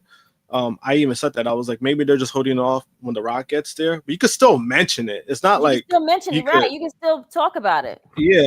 So, I mean, overall, I thought it was good, and it was just like there's a lot of funny parts to me, because it was just like him breaking up the fans and saying how he didn't want to be a puppet. But I'm like, bro, you just came out with the same gear and the same song. You talk about you want to be a puppet, like that's definition of puppet. That's definition of puppet right there, bro. But that's why I made it funny. Like, to me, it was class. Like, I like the fact that he actually came out with the farewell gear, and then he pointed at that poor kid. I'm like, did the kid get the memo? He did that to himself. That kid did that to himself. You buy his grandmother was laughing next to him. It was all brand new merch, by the way. It was brand new merch. It's brand new. Like, that's like fresh. It was he had the holographic tag still on. Like, if he was not involved, that is the most amazing. Like, he minutes, right? Like, we had to stay in, and like, that's a smooth $100 at least for that gear, right? Yes. At least. I'm out here fresh. I'm right there with John Cena, and I'm that kid. He was the man the next day at school, though, boy. Yeah. You know that it reminded me of? It reminded me of that 50 Cent meme when he's like, "Why you say fuck me for?" when they showed him. It was like, damn. That's what that reminded me of. But I thought it was, again, like, I thought how he did it was good. I just thought like the why part should have been added. You don't got a deep dive. Just mention it a little bit. And then once The Rock is there, obviously, then you go full blown with that. But I mean, overall, I enjoyed it. Yeah, I thought, like I said it on our Rated Raw review. I thought the promo itself is a top 5 John Cena promo. I think they could have just added a little bit of the why, and it would have been a 5-star, probably a top 2. One best John Cena promo ever. I love Joe Pearl joining us in the chat. Joe Pearl says, shout out to Cam for being guilted by SP3 to pull up, laugh my ass off. Yes, Joe Pearl, I learned Jewish guilt from you. Thank you. Nah. I appreciate you. Yo, what? No way. Joe knows. We accepted him into the Crips and in the Bronx, so I adopted Jewish guilt. That's what we did. No, my boy G Loke, G. He passed him. He gave him the G pass. So there you go. Thank you, Joe, for joining us in the chat today. But yes, where do you think is? Oh, I love that. Joe's still here. He said we're good. SP3 has the. I don't know how to pronounce that, Joe. I don't know. You didn't teach me that. But yes, where do you think is the direction that they're going to go with this coming week on Monday Night Raw, as it's week 2 with Cena and Cody? How should they go about like basically pacing this out? Because Cena's going to be on Raw in Scotland this Monday. He's going to be on Raw in London, England. I don't know how he's going to be, because I think they're in Minneapolis in 2-3 weeks. And then the final Raw before WrestleMania, I think it's going to be someplace in California. How do they pace this out to kind of hit the right notes and where they need to go with John Cena's character heading into WrestleMania? And how do they work around the fact that Rock may not be back until WrestleMania itself? Cam, I'll start with you. What do you think? I wonder if they'd be bold enough to get a match in with somebody. With somebody younger, a face who like looked up to Cena, you know, or somebody he'd been involved with previously, like a Rey Mysterio or somebody like that. Because I don't think it can just be talk every week. There needs to be a little bit of action. We need to see him really beat somebody down to get across the idea that this is a different John Cena. You don't want to over talk it, but I think that they should probably have only one more face-to-face, him and Cody, really getting into the brass tacks of what's going on. But I'd love to see at least one match with him really tearing into somebody. And I think that those two things being done, even if it's just those two, I think that'll really work. R-Truth, again. Yes, perfect. I would love that. That would be perfect. Yeah. Yes. You were supposed to be our hero, dog. What's happening? Exactly. That would be 100%. That'd be great. R-Truth hasn't accepted this. If you've seen him on Twitter, he has not accepted that this is the new John Cena. He thinks that it's an AI bot, basically. I love that. They should play into that then. They should definitely play into that part. Didn't he tell somebody don't jump into conclusions or something like that? Yes. He's the best. That would be the perfect person to do a John Cena match with, where he just destroys them and gets all the heat for it. And I know he's going to get a huge amount of boos in Scotland. That's going to be a great atmosphere for that segment as well. But we might need Cena to just mess up, beat down Cody again, probably on this week's Raw. I wouldn't mind that either. Or you know the Triple H special. He's probably going to do a pull apart brawl at some point. Yes. Oh yes. Oh yes. Oh yes. Go out and do it again, guys. We love that week to week. We love it. We got to have one each time. So it's chutzpah is what Joel was saying. I have chutzpah. Thank you. Thank you. Our producer pronounced it in the chat for me. I appreciate you for that.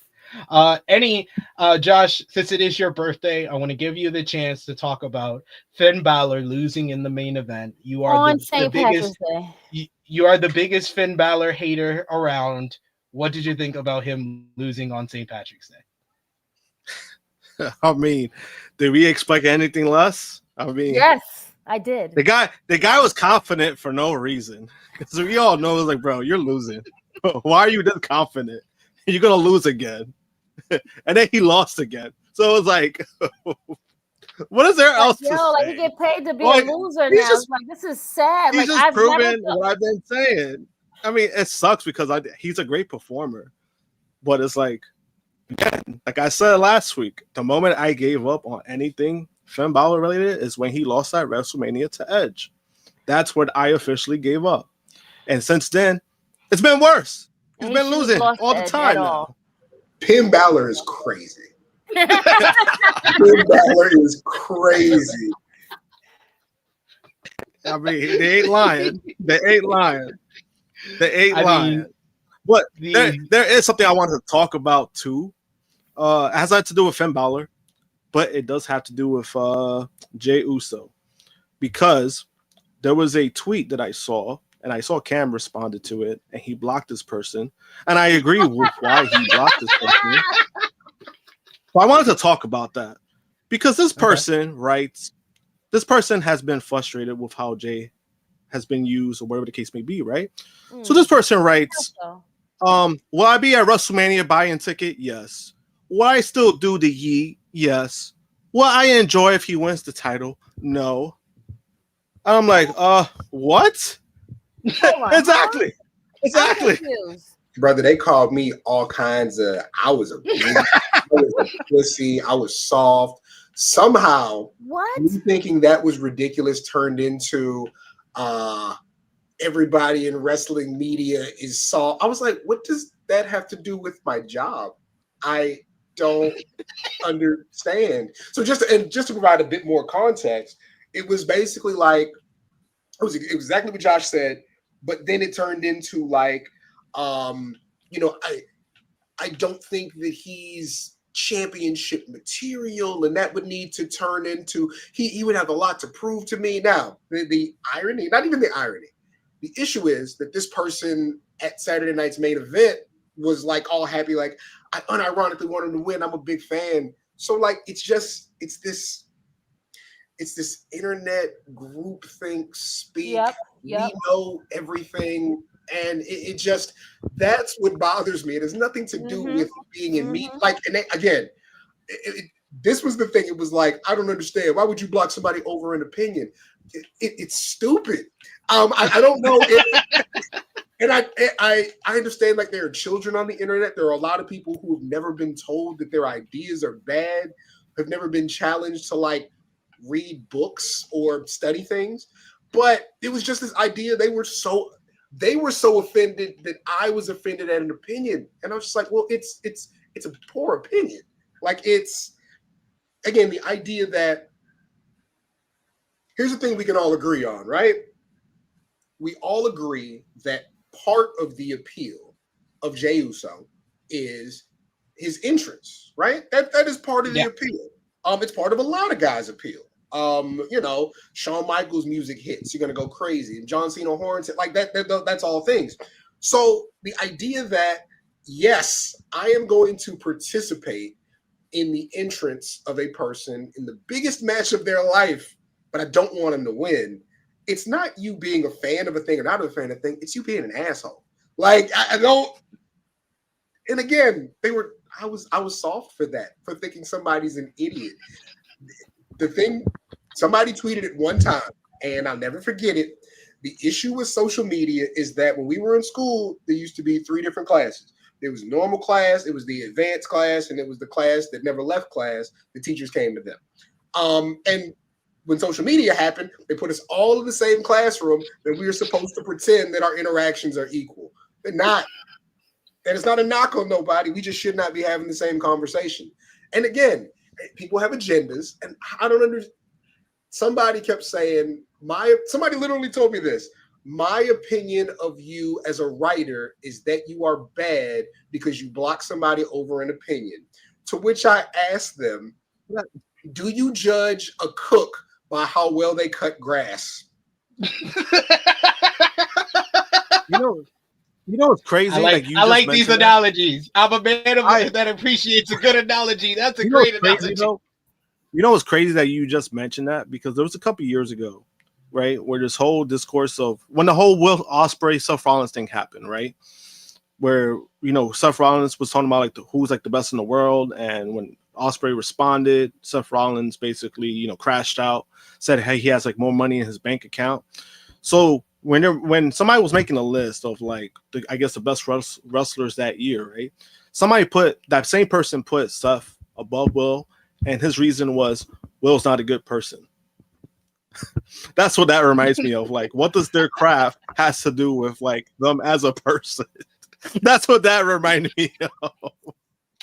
Yeah, some people try to make it just all together, and it just doesn't work out. My whole issue this week, and this has been like a horrible week when it comes to Jey Uso discourse, because of I didn't even put that in the Raw rundown because his segment overall was like 5 minutes, and you know he won 29-second matchup against Austin Theory, and then got the better hand of Gunther in the post match, but you know his spear got called a crossbody by Michael Cole on commentary. He kind of messed up on the dive outside, and then the YouTube of the matchup and the segment, it got the most dislikes of anything since his Royal Rumble win, and since Charlotte Flair's promo after winning the Royal Rumble. I think it was like 82% dislikes. It was like a 90K dislikes to 13K likes. And I heard WWE fans on different sides of the spectrum being like, the Jey Uso hate is so forced, it's so lame, he's still gonna win the championship. And I was like, okay. Then there was the other side that's like, oh my god, Jey Uso's not ready for the main event. He's just all about the entrance. He's only the entrance. And I was just like, guys, y'all kind of missing the real problem here. Triple H has not booked him very well since he won the Royal Rumble. That's the real issue. Y'all don't want to say the real issue. That's the problem. He booked the man to win the Royal Rumble. Guess what? Guess what it was for?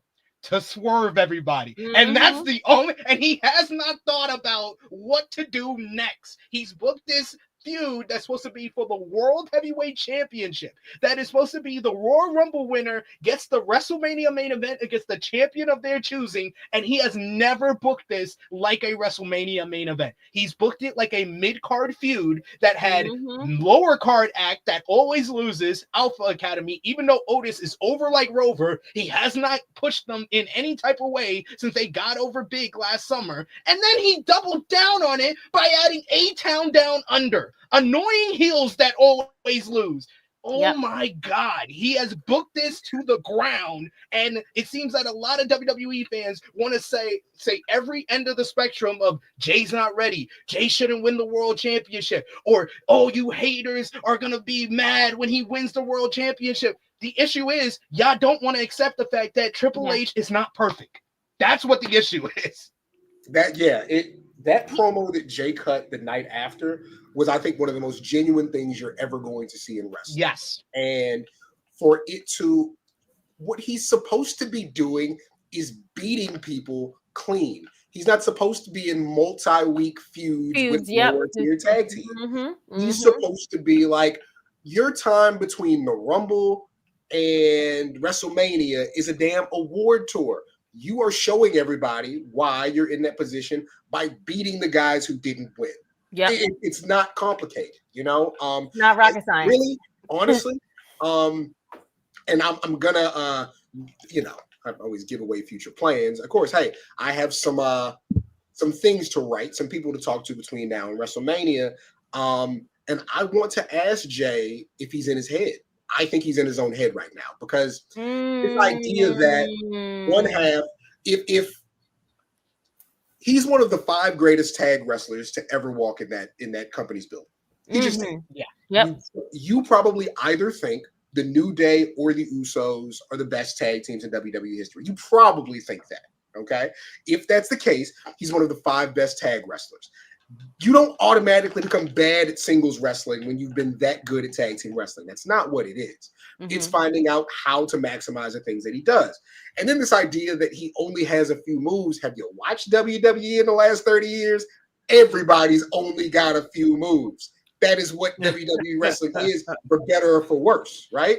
There are outliers like your, Bryan Danielsons. But for the most part, that's kind of what the thing is, right? I do think that the hate is forced. I also think people work too hard to defend something that it doesn't need defense, right?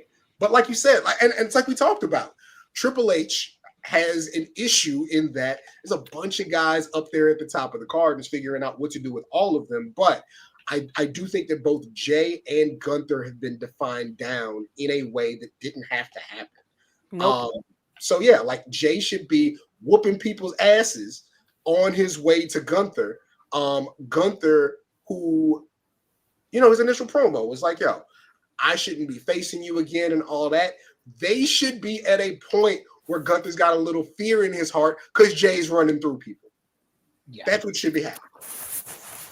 Yeah, and I heard a lot of people that was like, oh, all the main event players or other people that they could use is involved in other programs, and that's fine. What the hell is Sheamus doing? Sheamus is Gunther's greatest rival since he came to the main roster. He should be the guy that is taking pins from Jey Uso to prove that Jay is ready for Gunther. That's the simplest thing they could have done. Sheamus was in New York City when they were in Madison Square Garden. What was he doing? He was training with Amazing Red at House of Glory instead of being on Monday Night Raw. That is an issue. Like, what? Instead of Jay going 9 minutes with Grayson Waller, he should have beat Sheamus in 9 minutes, and that would have proved something to all of us as fans and elevated this program. Like, the program started off well, but it's like the SmackDown issue of their 2-hour show being stretched to 3 hours. Triple H had 4 weeks of good content for Jay and Gunther, and he has to stretch it for 10 weeks. That's the other out. That's the problem here. So. And then what happens after he gets there the belt? Is a lot of. That's going to be another thing. Yeah, I mean, Jay's going to win at WrestleMania. Yeah, he is. But Triple H has to come. You're right, Krssi. He has to come up with something for when he wins.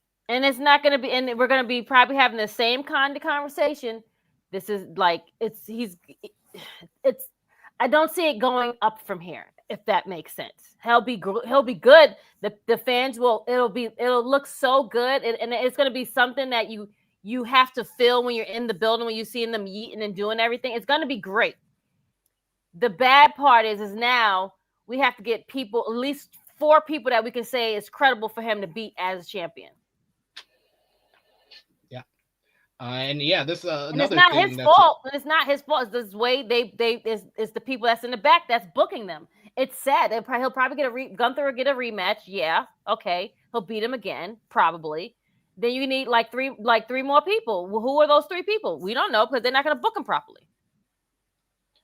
Kevin Owens. I think Kevin Owens could have a good program with Jay based on their history together. That's a good one to put in there with them. Your Drew McIntyres, but are they gonna give him? No, those I don't guys? think that. I don't know not. because the Gunther title reign has not been booked very well. Because the whole thing when Gunther was Intercontinental Champion, we were like, that's one of the greatest Intercontinental title runs of all time, if not the greatest. The greatest. And then when he lost that, and you knew he was going to the main event scene, we all got excited. We was like, oh, we're gonna get to see Gunther versus CM Punk. We're gonna see Gunther versus Cody Rhodes. We're gonna see Gunther versus Roman Reigns. We're gonna see Gunther versus Drew McIntyre. We only got like one of those matches, and the him losing to Cody Rhodes when he didn't have to lose to Cody Rhodes for some, what was it, the Crown Jewel Championship. That the whole title reign has felt down since then because you really put him at the secondary world title position. But here we are, and it's 4 weeks away from WrestleMania, folks. Got to figure these things out. Final notes with Monday Night Raw this week. Some news came out in regards to the WWE Hall of Fame. As previously reported, Lex Luger is going into the Hall of Fame and wants AEW Sting to be the one to induct him. Aww. It was noted that WWE is planning to ask Sting about Sting making the appearance if they haven't already done so. Fightful Select reports that Sting is still part of the AEW team and signed a new deal similar to a WWE Legends contract after his retirement. It's unknown if that deal would prevent him from appearing in Las Vegas to induct Luger, although Sting has reportedly told people he didn't think that he would be able to because of his AEW ties. WWE is planning to ask about Sting appearing if they haven't done so already. Luger and those close to him told WWE that the Stinger was his preferred choice for the induction. Sting's original WrestleMania plans were more limited but have since been expanded, and it's unknown if that will include the Hall of Fame induction for Lex Luger. The Wrestling Observer newsletter confirmed that Luger asked WWE about Sting inducting him, and WWE was fine with it. That means the decision is essentially up to Tony Khan. It was noted that Khan is unlikely to stop Sting from doing so if he wants to do it, but could try to negotiate. AEW has allowed his performers to appear for WWE in the past. The only example when they didn't was a DX reunion that would have involved Billy Gunn, but Tony Khan wanted WWE to mention he was in AEW. That didn't happen, so Gunn didn't appear. Notably, Lex Luger was not allowed to appear on camera for Sting's last match at AEW Revolution because he was under a WWE Legends contract. I'm kind of up in the air. Like earlier this week, I was very adamant. I was like, oh, Tony Khan should let Sting do what he wants to do. Mm-hmm. But also, I'm like, Tony Khan would be a bad businessman if he didn't try to make a deal out of this, because the last time he just let Billy Gunn do something was that Hall of Fame 2019 where they called them a pissant company and said they were going to buy them. So I kind of understand if Tony Khan wants to try to work something where they at least announce that he's from AEW. What do you think, Josh? Honestly, I'm actually in the same boat with you. I would like it to happen, especially if Lex Luger is handpicking him, because they have that relationship. Yeah. But then also, everything Lex Luger has been through, post wrestling, I think that would be a nice thing. Like on a personal level, that would be a nice thing. But I also understand business wise, obviously, like if Tony Khan lets Sting do it, it makes AEW look better in the situation. It's such kind of weird timing because they announce like the shows that are based, the counting programming, the pay-per-views, and then now it's like, how about can we get Sting? So it's weird timing. Me personally, I think I would like it to happen. If it doesn't, then I understand. Yeah. What do you think, Cam? Exactly that.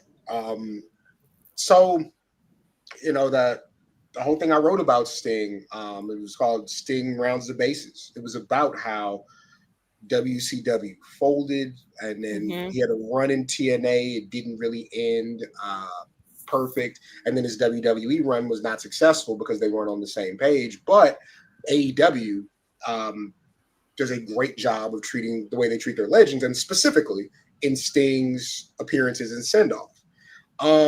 And so,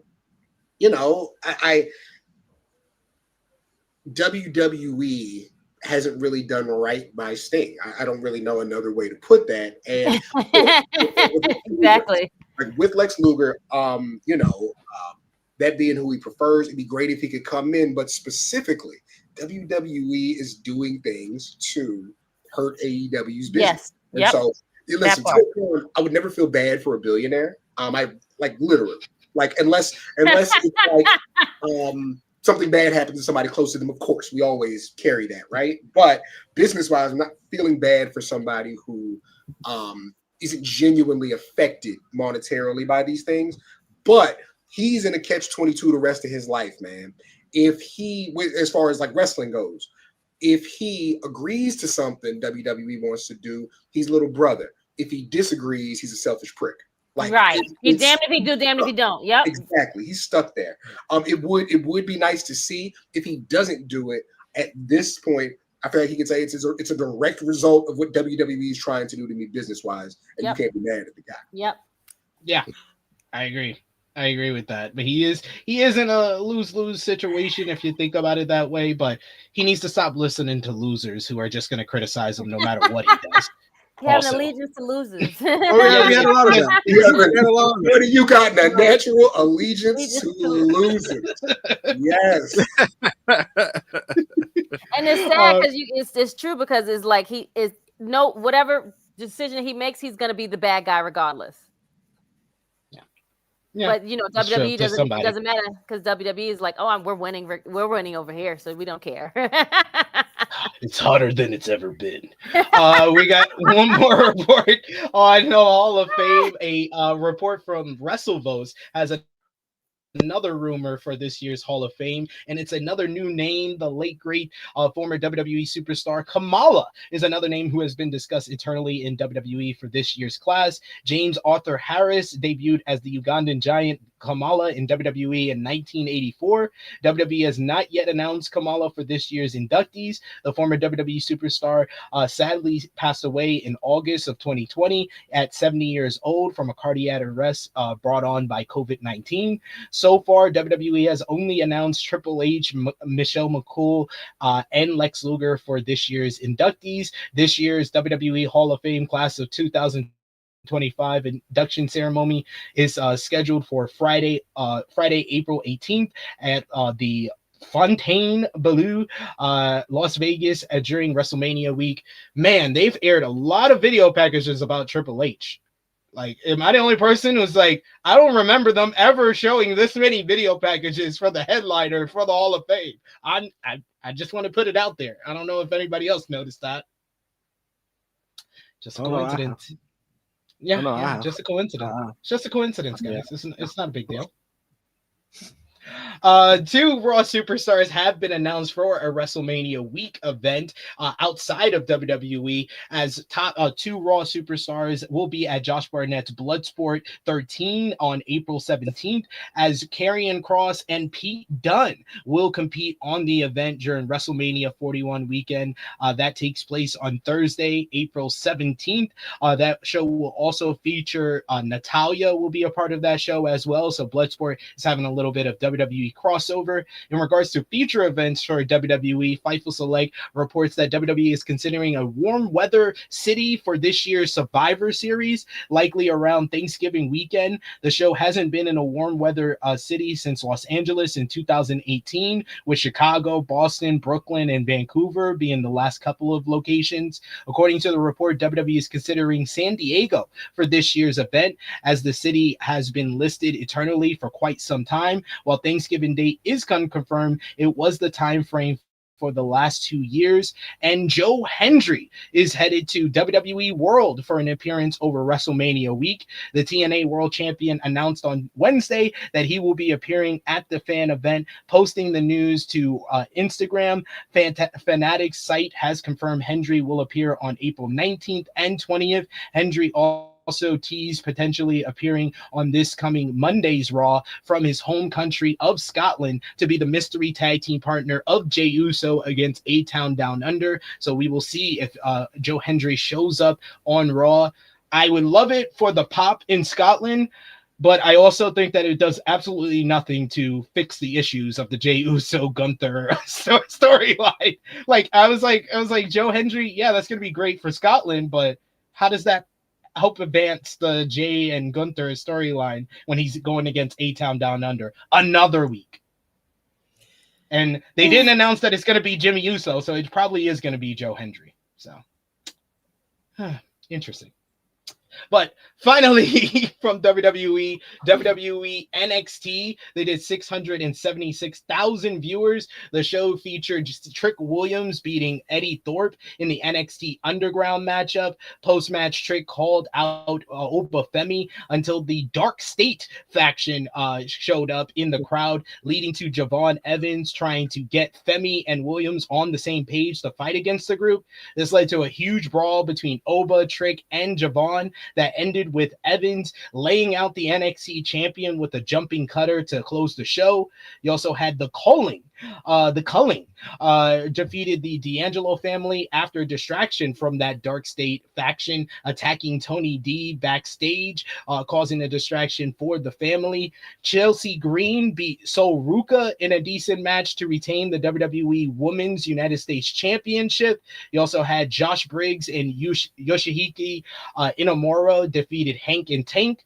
Ricky Saints beat Ridge Holland in singles competition. Backstage, he got into a confrontation with Sean Spears and the Calling to tease a future matchup. And Stephanie Becker had her first promo since becoming a double champion. Coming out to interrupt was Jordan Grace, but she was taken out by Jada Parker, attacked and laid out, leading to Parker challenging Becker for the NXT Championship on next Tuesday's show. Later, you had Fallon Henley ask Ava for her rematch for the NXT Women's North American Championship on next week's show. So that means Stephanie will have back-to-back matches on this week's NXT. So we'll see if she is still a double champion after Tuesday's show. I just wanted to have Cam here to talk about NXT with your boy Ricky Saints picking up the victory against Ridge Holland. Are we going to see Ricky Saints go against Sean Spears for the NXT North American Championship? Because I felt once Spears won the title from Tony D, I was like, oh, Ricky Saints can take that title from him. That sounds great to me. Sounds good. That would be cool.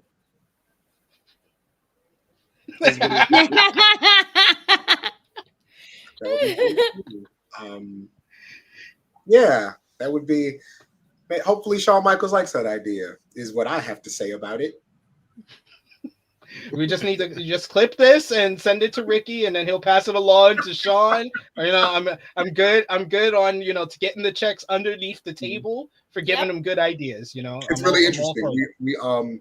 We went to an independent show here on Sunday, and I said, "Hey, you know what would be cool?" And he said, "What?" And I said, "A thing." And he was like, "Hey, that does sound cool." And then we played pinball.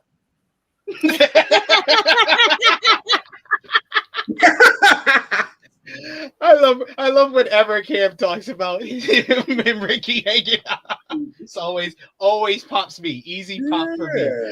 But oh man, I had so much fun talking to Cam today. Cam, thank you so much for joining us today. We always appreciate having you on. You've been on the Tru Heel Heat Sports and Entertainment channel, and now you've been on our flagship. Don't be a stranger. We want you to come back because you always do great work and you always have great insight, and you can communicate a lot better than me. I just say a lot of hood stuff, and you put it in a very eloquent way. So I always appreciate that from you.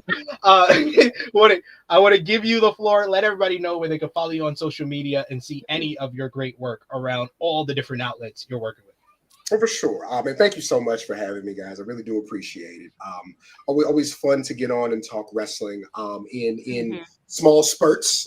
We operate like in a space where it's nonstop talk. But I love talking to people who have good thoughts, who are very organized about it, and can just talk and aren't trying to play characters.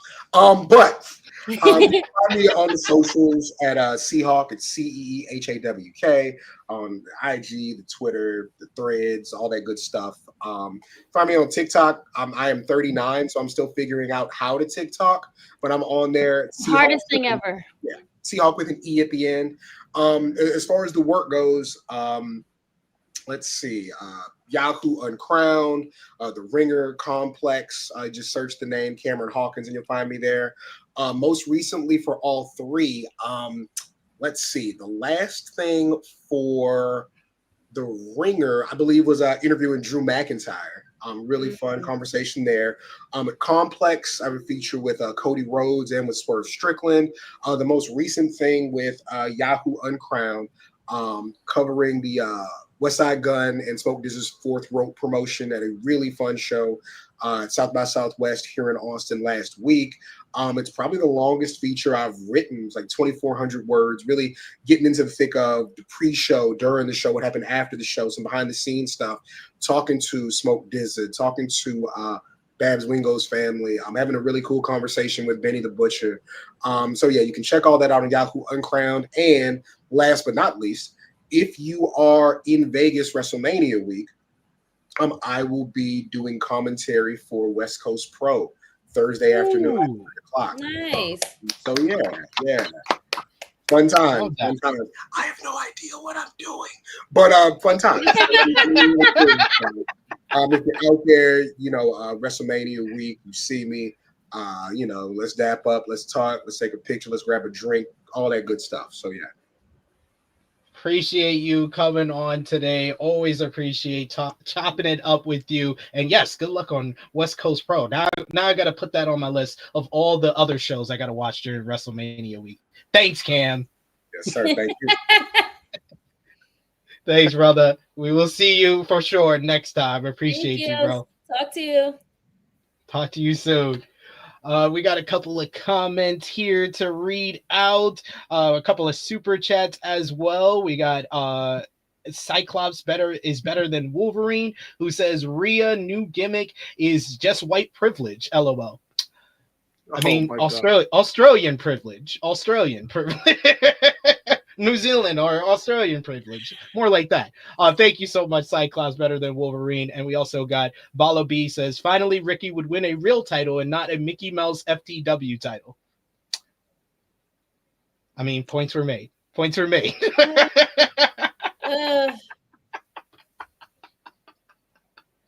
Oh man, love the comments. Love our comments section and a bunch of shout outs for Cam. Saying shout out to Cam. We also got Bala B who says thanks for showing up, Cam. Can't wait for your work from Mania weekend. Yes, thank you so much, Cam, for joining us today. Enjoy the video game. I see. He's like doing his thing. We got some news to get into, some finish up with WWE. We had Lance, we talked about last week the NXT bloodline that's going on here with WWE signing Hikuleo, who is going to be known as Leo Tunga, and Lance Anoa'i last year, but they have yet to be to make appearances on WWE program as of yet. Dave Meltzer spoke about their status on Tuesday's Wrestling Observer Radio. According to Meltzer, Hikuleo has been in Orlando forever, quote unquote, since signing with WWE. though he noted he doesn't know why Hikuleo hasn't been used yet on TV, adding, and I quote, for whatever reason they don't put on the NXT television, they have a reason. Maybe it's just to save his debut for something bigger than NXT. Meltzer also reported that Lance Anoa'i has had criticism for his work behind the scenes in WWE. There's been criticism of Lance Anoa'i that he may not make it. He added that he hadn't heard anything negative about Hikuleo despite him not being utilized since he was signed. And then Fightful Select reported that Anoa'i suffered an injury that kept him out of action for a while, but he was expected to be back from injury about now. Talking over with the WWE ID program, they announced this week some big news for WrestleMania weekend, as the WWE ID Championship Tournament will be underway during WrestleMania weekend with matches for GCW and FSW. WWE ID announced on Monday that the first round matches will take place for Game Changer Wrestling on April 16th and the FSW Future Stars of Wrestling banner on April 18th after SmackDown.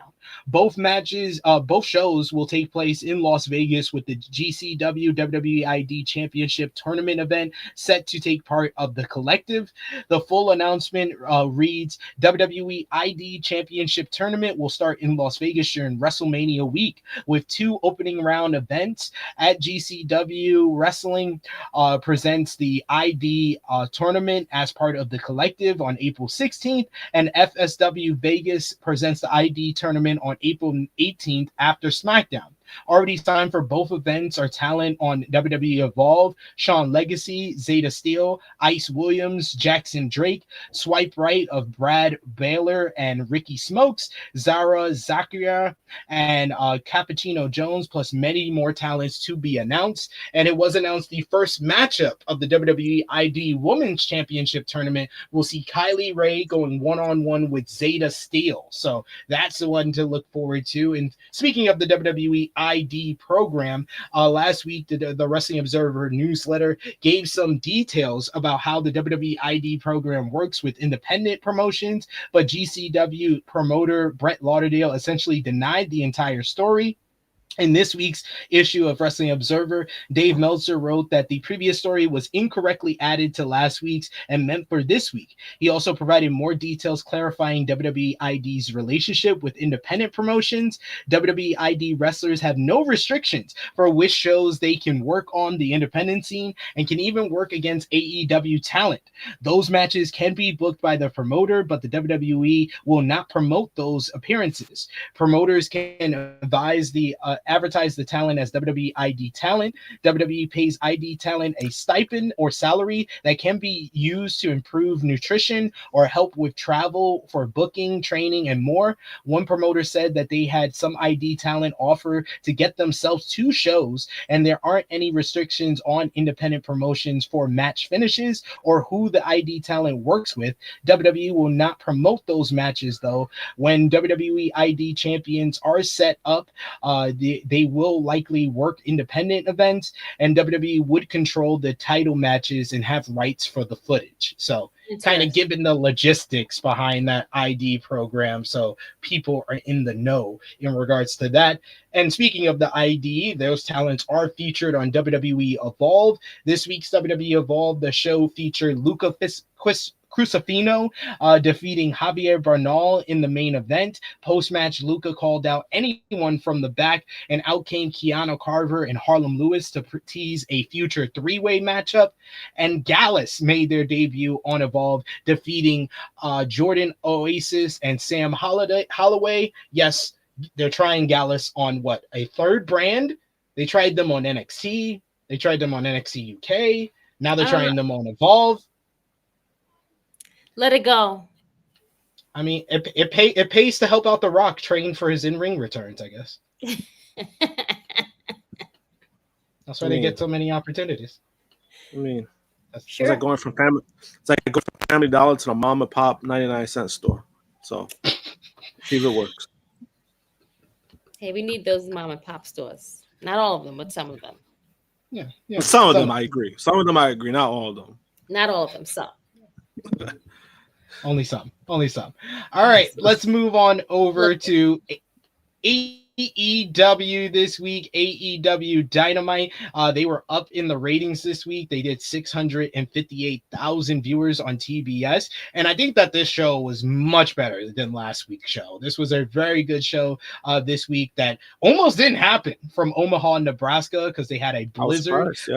A state of emergency in Omaha, Nebraska, but they really delivered a strong show. The show features Speedball Mike Bailey and Ricochet, both winning the four-way with Mark Davis and Orange Cassidy to become the number one contenders for the AEW International Championship. This was an awesome opener to the show for with both Ricochet and Speedball pinning Mark Davis to move on to a triple threat matchup against Kenny Omega at AEW Dynasty for the international gold. In the main event, you had Megan Bayne beat Chris Statlander in what was a banger of a matchup. Post-match, though, timeless Toni Storm got into a pull-apart brawl with Bayne that saw her standing tall. And then we got another week of an amazing Toni Storm promo as Toni Storm said that she's gonna make Megan Bayne's thighs quake and her hips quiver as she's gonna go tantric and she's gonna leave AEW Dynasty with this strap on as she challenged Megan Bayne for the upcoming pay-per-view to close the show. Mercedes Moné defeated Billy Starks in the second women's matchup on Dynamite this week, and both of them were great. This was a brilliant encounter with Billy Starks really showing out in her official return to Dynamite in a couple of years as Mercedes retained the TBS championship. Will Ospreay beat AR Fox in a pretty fun matchup. Hangman Adam Page declared himself for the Owen Hart Cup tournament, just like Will Ospreay did the week prior, while Hangman's rival, MJF, said that he will give MVP his answer to his offer to join the Hurt Syndicate. But the talk of the town coming out of Dynamite was the AEW World Title Street Fight, as Jon Moxley and Cope redeemed themselves for their pedestrian Revolution main event, as Jon Moxley defeated Cope after even being suplexed on Spike. Yo. Yes, with nails being pinned and sticking out of his goddamn back. This was one of the sickest spots in AEW history. Yes. Willa Yuta did not help things by trying to pull out the spike from Jon Moxley's back. This match featured the Death Riders returning as Claudio Castagnoli, Pac, and Marina Shafir showed up to have Moxley's back. You had the FTR got involved, as well as Willow Nightingale, and the Patriarchy were the difference makers as Nick Wayne hit the Wayne's World on Cope before Moxley choked him out. Post-match, Dax Harwood walked out on Cope and pushed Cash Wheeler away as he went to the backstage area, teasing a potential heel turn for Dax and FTR down the line. Miss Krssi Luv, what did you think about this week's Dynamite and the big showcase for the women with the TBS championship and them getting the main event spot? It was better than SmackDown for sure. No, I enjoyed Dynamite was great this week. And then we had two great women's matches. Like, I mean, first it was Mercedes and Billy. I was like, oh my God, they are killing it. And then we had the main event, and then Toni Storm does this like crazy. First of all, Mr. Siobhan, like her on the damn commentate, like we need more of her on the commentator stage. Like she might be the greatest curse commentator in wrestling history. Yeah. She had them in stitches. The best line was, they couldn't even hold it together. I'm not scared of anyone named Bane. I get my back breaking every day of the week. Yo, they could not hold it. And it's so funny because it's like they're trying to work, but they know that she's in character and they're trying to like stick with the character, but they can't because it's so funny. So for them to do this, it's just like hilarious. I thought it was a great, solid show. The women cooked this week. Oh my God, that spot with Jon Moxley. Oh, I couldn't even look at like Willa Yuta trying to pull. it was so nasty. It was cringe. It was so, I was just like, no, yuck. I can't see it. I can't. It was really, really bad. I was, first of all, why do we have to do, we don't have to do this, guys. You guys are like, especially Cope, like you guys are up there in age. You don't have to do this. You know, first, and this was better than the other match. And again, this much better. Proves what we said. Could have been on Dynamite. Didn't have to be on the freaking pay-per-view. It's a freaking Dynamite match, not a pay-per-view. So you just proved us right. Thanks, Tony. That's all I got. Hey, better late than never. Josh, what did you think about Dynamite this week? It was a great episode.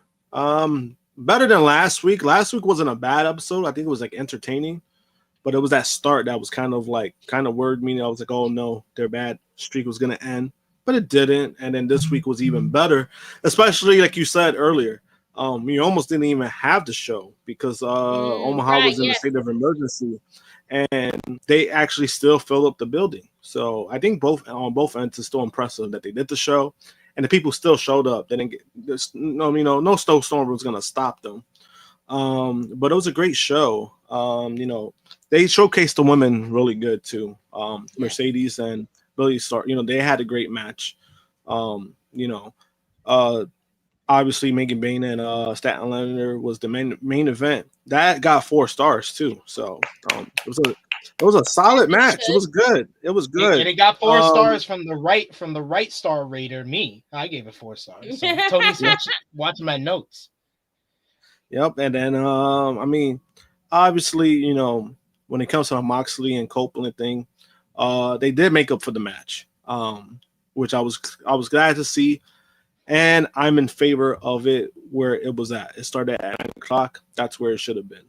And it doesn't matter to me if it's a world title match. It's just because, again, when it came to Revolution, obviously it was in the spot that it was in. It was the main event, and it just didn't deliver as people hoped. And for it to be in the spot that it was this week, it was a good spot, regardless of people trying to change the discourse on it, trying to change the narrative. Oh, TK can't book. He fucked it up again. Fucked up what? You wanted the same match that was criticized to be the main event again? Like, just because it's the world title match? The women's title match, I mean, hey, it was Grand Slam, but then I'm like, they still should have gotten the main event for Revolution. It's still a world title match. You're still getting a world title match, so it doesn't matter. It shouldn't fucking matter when it comes to that. But then that spot with the spikes, man, that shit was. I was like, man, you could tell that like John was like freaking out too. Like he wasn't trying to show it, but he's like, fuck, is that coming out? Because it's like, it was bad. Like and regardless of what people want I was selling it at home. I was like, oh, yeah, exactly. That's what I'm saying. And it's crazy, but it's crazy because honestly, if anybody who's ever followed Jon Moxley before WWE, they would know this is actually not the worst thing he's done when it comes to like violent stuff. He's done way worse. He's done far worse than this. So this is kind of. No, but like, this is the sickest thing he's done in AEW. On TV. Right, on TV and on live TV. Like you'll see it on live TV. So like, if somebody was gonna take that spot and take that bump, he was the right person for it. You want somebody with experience. Now I know his wife was probably pissed, but sometimes you gotta take what it is, right? You gotta take the good with the bad. So she married a crazy lunatic man, and she knows what she's getting. So. But I mean, overall, the show was great. I like the fact the opener for the international or like number 1 contender spot. I like the fact that they did the 2 pin where it's like, you know what, Speedball and Ricochet is gonna face Kenny Omega. I like that aspect because you're gonna get a great triple threat match. And if there's a situation where Speedball doesn't win, he's probably still gonna look good. I think either guy doesn't get hurt. Even Ricochet probably doesn't get hurt in the situation if Kenny Omega retains, which I think that's most likely what's gonna happen. 99%, 99.9% of Kenny Omega is retaining. But overall, like I said, it was a great episode. And again, with Mercedes and with Billy, not only was it a great match, but it teased heavily on Athena versus Mercedes, which, Can't wait. you know, that's something we've been waiting for. And, you know, I know a lot of people are saying, oh, this is not a dream match. It doesn't matter. It's a great matchup. And this is the segue that you want for Athena to get back into the main roster. And this is what you want. And I think the way that she not only delivered her promo, but, you know, she was like, who's her mentor? Who trained her? Like, they're not doing a very good job. Like, that's what I liked about it, because it's like, oh shit, she's shitting on Athena. So that's what I like with that promo itself. Yeah, I thought the Billy and Mercedes match was grossly underrated by Dave. Dave can keep his stars because he's given 3 5-star. What was it? 3 3/4 he gave? 3 3/4. That's at least 4 stars. At least 4 stars. He's we don't even listen to Dave at this point, like, because we know he's a fucking hater. And he's a no, he's still. I mean, but no. He gets to keep the stars because he gave 3 women's matches 5 stars this year, so he gets to keep his stars. And he gave a U.S. women's match 5 stars, so he gets to keep his stars. But okay, whatever. I'm a better star rating. But that is a perfect segue. What Josh mentioned, as previously reported, AEW TBS champion Mercedes Mone and ROH Women's World Champion Athena recently got into it on social media, and it does not appear to be a coincidence. Fightful Select reports that the major matchup is in the works between the two champions in All Elite Wrestling. AEW is reportedly planning the matchup between the two stars, and it could happen as soon as AEW Dynasty, which is scheduled for Sunday, April 6th. Monet won her title in May of 2024 and has held it for over 298 days. Meanwhile, Athena won the Ring of Honor Women's World Championship in December of 2022 at ROH Final Battle. She has held the belt for longer than any champion in Ring of Honor history for over 2 years, 831 days. Athena has not competed on an AEW TV broadcast since last year's AEW Battle of the Belts 10, where she defended her title against Red Velvet. Athena and Monet last competed against each other in a triple threat match on the May 7, 2018 edition of WWE Raw. Athena was then Ember Moon. She won a Money in the Bank qualifying triple threat matchup against Monet and Ruby Soho. This would be the first time they worked a match against each other in nearly 7 years. Now, I'm all for this matchup. But I just don't think it should be that soon.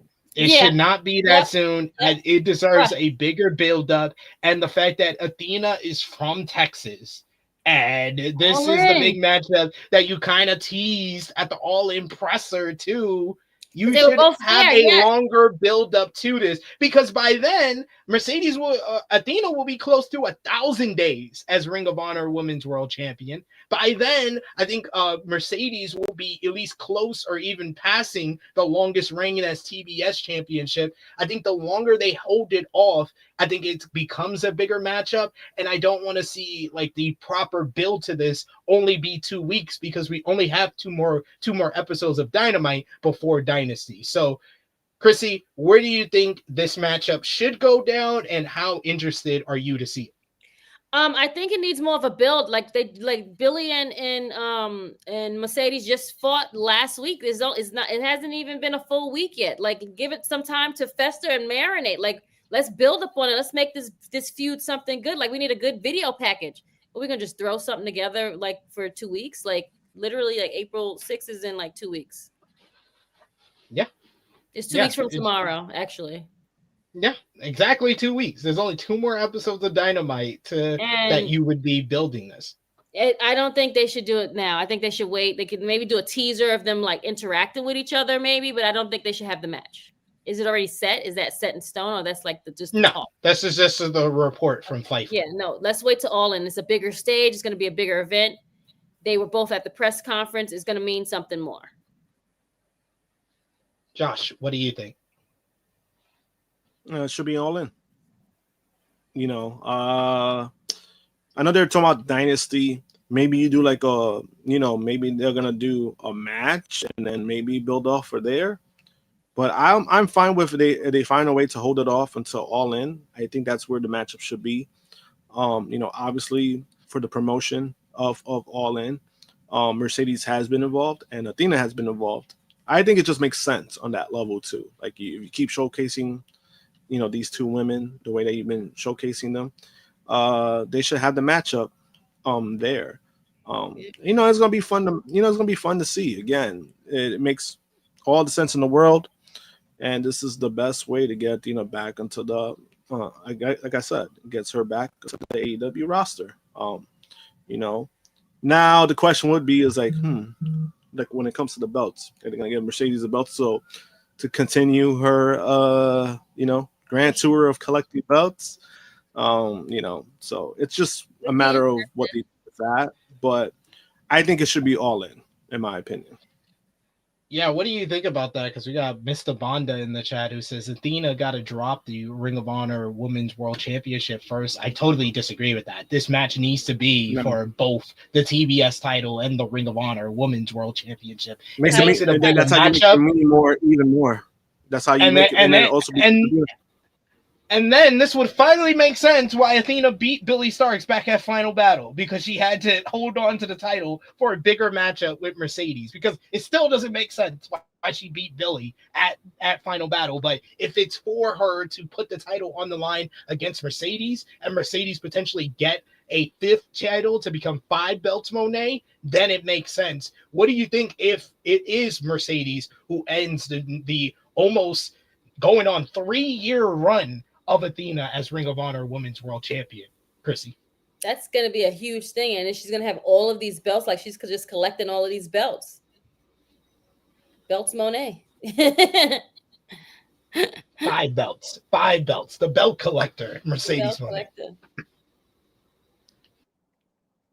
I want to see it. I think that this is a big matchup. It's a dream. It's a dream matchup, but I don't want to see it at Dynasty. I think that the thing to do, you gotta come up with challengers for Dynasty and Double or Nothing for Mercedes, and Mercedes can still kind of tease and talk trash to Athena in the process. Maybe it's Billie getting a rematch at Dynasty, or there is tonight on Collision, they got the 3rd matchup between Julia Hart and Queen Aminata. I think the winner of that should probably get a shot at the TBS Championship as well. Probably most likely Julia Hart. So I wouldn't mind that at Dynasty to prolong the Athena matchup a little bit longer. A good video package as well. Yeah. They really built those 2 matches that those 2 ladies had, which were really good. They built that package very, very nicely. They've been doing a much better job with their video packages. Mm-hmm. They nothing's gonna be better than that Hollywood ending one they did on last week. No. That was the best one. That was the best one. We got a bunch of people agreeing with us, saying All In Texas. Frantic World says, well, now I want to see them at All In Texas. We also got James Dixon, who says both titles on the line at Double or Nothing. Athena versus Storm at All In. Nah. I think the better matchup to do is Athena versus Mercedes at All In. You could figure out something for her to do at Double or Nothing. Double or Nothing is not the big show that it once was. It's, in my eyes, Double or Nothing's been their worst pay-per-view the last 2-3 years. So I wouldn't, even though it was their first pay-per-view they ever done, they haven't put big matches and made that pay-per-view on the same level as All In or even Revolution. Especially now, All In being right before, I said All In, Double or Nothing being right before All In. This is kind of, Double or Nothing is in a tough spot because you don't want to put any big key matches because All In is going to be right there. So I think, Double or Nothing, I still think is going to be fine with whatever they come up with.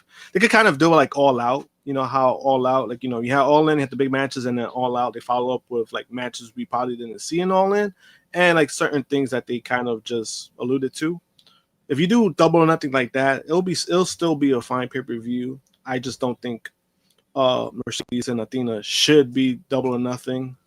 Again, I'm still on board of All In. Now, if Toni Storm and Mercedes happens of All In, I wouldn't be opposed to it because I think that still will also be a fun matchup. But given the circumstances and how this buildup has been, and the attraction that it's gotten, I think it should still be an All In. We also got Chase, who says who you got Tony facing at All In. I think that it should be a triple threat with Willow and Chris Statlander against Timeless Tony Storm at All In. Ooh, All In fun. should be where Tony Storm drops the title. You can't, like, I know there's people that's like, oh, Megan Bayne, they've been pushing her hard, they should probably have her win. That would be so dumb right now. I am sorry to tell you that it's gonna be. That would be. You don't take the title off of Stone Cold after he just won at WrestleMania. Mhm. Don't do that. Don't. Tony yeah. Storm is the best character, the best promo, the best overall performer in AEW right now. You don't go away from the hot hand when they're on fire. Yeah, and then also, you know, they've been doing great things. They've been doing great things with Megan Bayne. I just think. Don't give put, her the Jada you know, effect. I feel like don't do that with her. Don't give her the title just yet, because you know, as great as she's been, you know, they're still figuring things out with her and like what they're going forward. Giving her the title would hurt her more right now than anything. So, like, just keep her away for that for now. But Megan, she's been great. I like the way they've been using her. She comes out, she's a badass. She doesn't talk. Like, that's what you want. I like it. And I said they just got to book this Dynasty matchup in the right way. It should be Megan Bayne dominating and Timeless Tony Storm barely getting the win. So there's literally more meat on the bone to do the match again. And then you could get through, you could do double or nothing with like a stipulation of some kind, because we know Timeless Tony Storm does great in stipulation matches after Revolution. And then you could do the rematch there. She beats Megan Bayne again. And then she feels like she's on her last leg going into All In when you have the two former friends who are still kind of doing their will they, won't they be friends again with Willow and Statlander. And one of those should be the person who wins the title from Tony. Yeah, but I agree. The big moment of the week for AEW was, of course, Spikegate. A new report has an update on Jon Moxley after his getting suplex onto a spike bat on AEW Dynamite. As previously reported, he retained the AEW World title in the street fight versus Cope. Fightful Select reports that the reaction in the company to the spot was wild, quote unquote, and that there were a lot of disbelief that it finally happened. Despite how it looked, Moxley was said to be okay after the spot. He will defend the AEW World Championship against Swerve Strickland at AEW Dynasty. The report also noted that there are creative plans in place to explain Nick Wayne, Kip Sabian, and FTR's involvement in the matchup. And this is the thing, like, I know there were some people that was like, oh man, they should have done this matchup at Revolution. You can't do that matchup at Revolution, not with the steel cage and not with the Hollywood ending. This was good here. It just Revolution, it shouldn't have been the main event. That's the only thing. I think that we would have had 50% less complaints about that matchup at Revolution if it wasn't the main event. No, it's true. It's true. Yep. You know, and again, I think people are just looking at it as because this match it was better. You know, they redeemed themselves. So obviously, that's the easy kind of what do you call that, scapegoat? Of like, oh, this is what they should have done. Yeah. You know, what happened. You know, and I think this past week it was a good example of TK listening to the crowd, listening to the fans, and you know, he put the women's in the main event, regardless of what people want to say about that. It was a good spot. You know, the 9 o'clock spot was a good spot for them.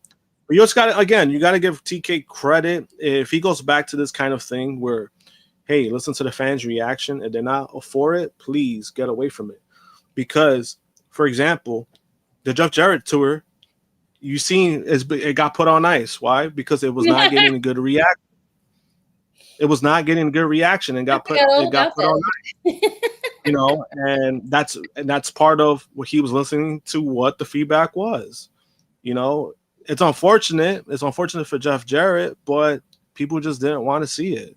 And it just wasn't coming off good on TV. So, again, like, when it comes to the match itself, you know, they redeemed themselves. It was a good spot for them. Who gives a shit? Like, if they're like, oh, like their status of the, and I was like, man, fuck Cope and Mox. Like, they shouldn't have gotten the main event anyway. for what they did at Revolution. Like, no matter what, who gives a fuck? Like, and it ended up being a great show. That's a part that people are like overlooking. Yeah. It was a great show, no matter what. It was still great. And I thought, again, like the layout, the crowd was great. And then, you know, people were into it. It was a well-paced show. Yeah. Last week, I would have gave the best weekly show to NXT Roadblock. This week, it was Dynamite. Dynamite was the best weekly show. Dynamite was the best show. Yep. Mm-hmm. Yeah. For sure. It's surprising because of all the conditions that went into Dynamite. PW Insider reports that there was a lot of talent that dealt with travel issues ahead of Dynamite with the blizzard in the home city of Omaha. Nearly every talent had their travel change in order to arrive on Tuesday. Those who planned to fly in the day of the show and didn't make their plans, didn't change their plans, didn't even make it to the show. A lot of people backstage and on-screen talents flew into other cities and drove for hours through the weather to make the show. It was noted that Mercedes Moné in particular moved heaven and earth to make sure she made it. Travel away from the show was also said to be bad. A Fightful Select report also notes that several staff members and wrestlers missed the show. Swerve Strickland was not at the show and still recovering from his eardrum injury sustained at AEW Revolution. While a number of people missed the tapings due to the blizzard, and AEW was said to be very happy with the show, as was Tony Khan, and we're happy that nearly all the fans were able to make it to the show as well. But that was on Wednesday. Last Saturday, you had AEW Collision. They did 408,000 viewers. Really, they've done a better job with the viewership for AEW Collision since the start of 2025. The show featured FTR defeating Undisputed Kingdom in a great main event. Post-match, it was FTR walking out on Kyle O'Reilly and Roderick Strong, trying to shake their hands, despite Daniel Garcia, their friend, shaking hands with Adam Cole to preview their match on tonight's Collision. Ricochet picked up a victory over Katsuyori Shibata in a good opener, while Mark Davis beat Mark Briscoe thanks to interference from the Murder Machines for both Ricochet and Davis to move on to the four-way eliminator final on Dynamite.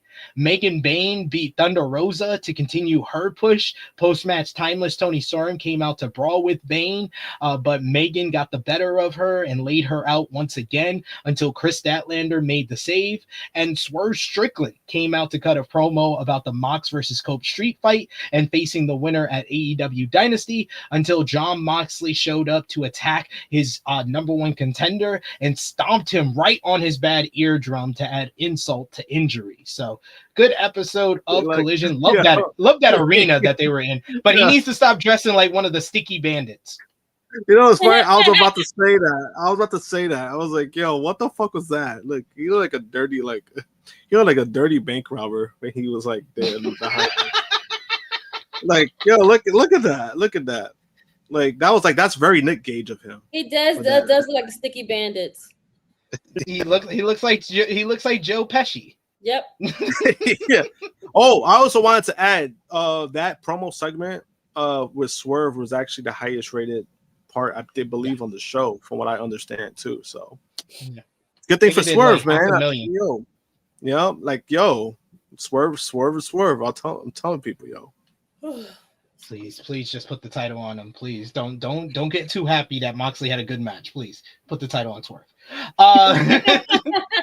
We got some news about the man that Jon Moxley beat for the AEW World Championship, as Bryan Danielson confirmed back in December that he hadn't signed a new AEW deal as of that point. Danielson appeared at the All In Texas ticket sale launch party that month and spoke with Fightful Sean Rossett for an interview that was released this week. Danielson told Sapp that he still did not sign a new contract with the company at that point and explained that he was at the event because Tony Khan asked him. He said, no, just Tony and I were talking on Friday, and he said, we got this All In on sales event. Daniel said, I said, oh, do you want me to come? To come? And I said, he said, I love to. He goes, yeah, I'd love to see you. So here I am.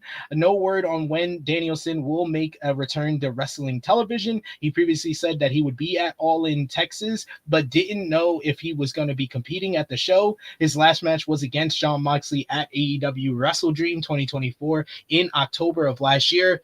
Yes or no? Do we see a Danielson in-ring return at All in Texas. Krssi.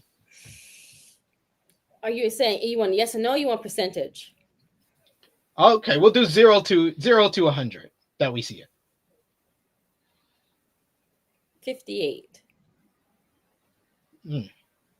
Josh? I'm gonna give it a solid 50%. Yeah, I was gonna be right there with you. I'm gonna give it 50%. 50% that we see. 58 is not bad because 58, because you know how Danielson, you know, it's never too far from him. Like, you know, you know, if it was a good matchup, you know, if he's healthy, but it's a good thing that Danielson is taking his health more seriously now, you know, so he's more aware of, you know, where he's at.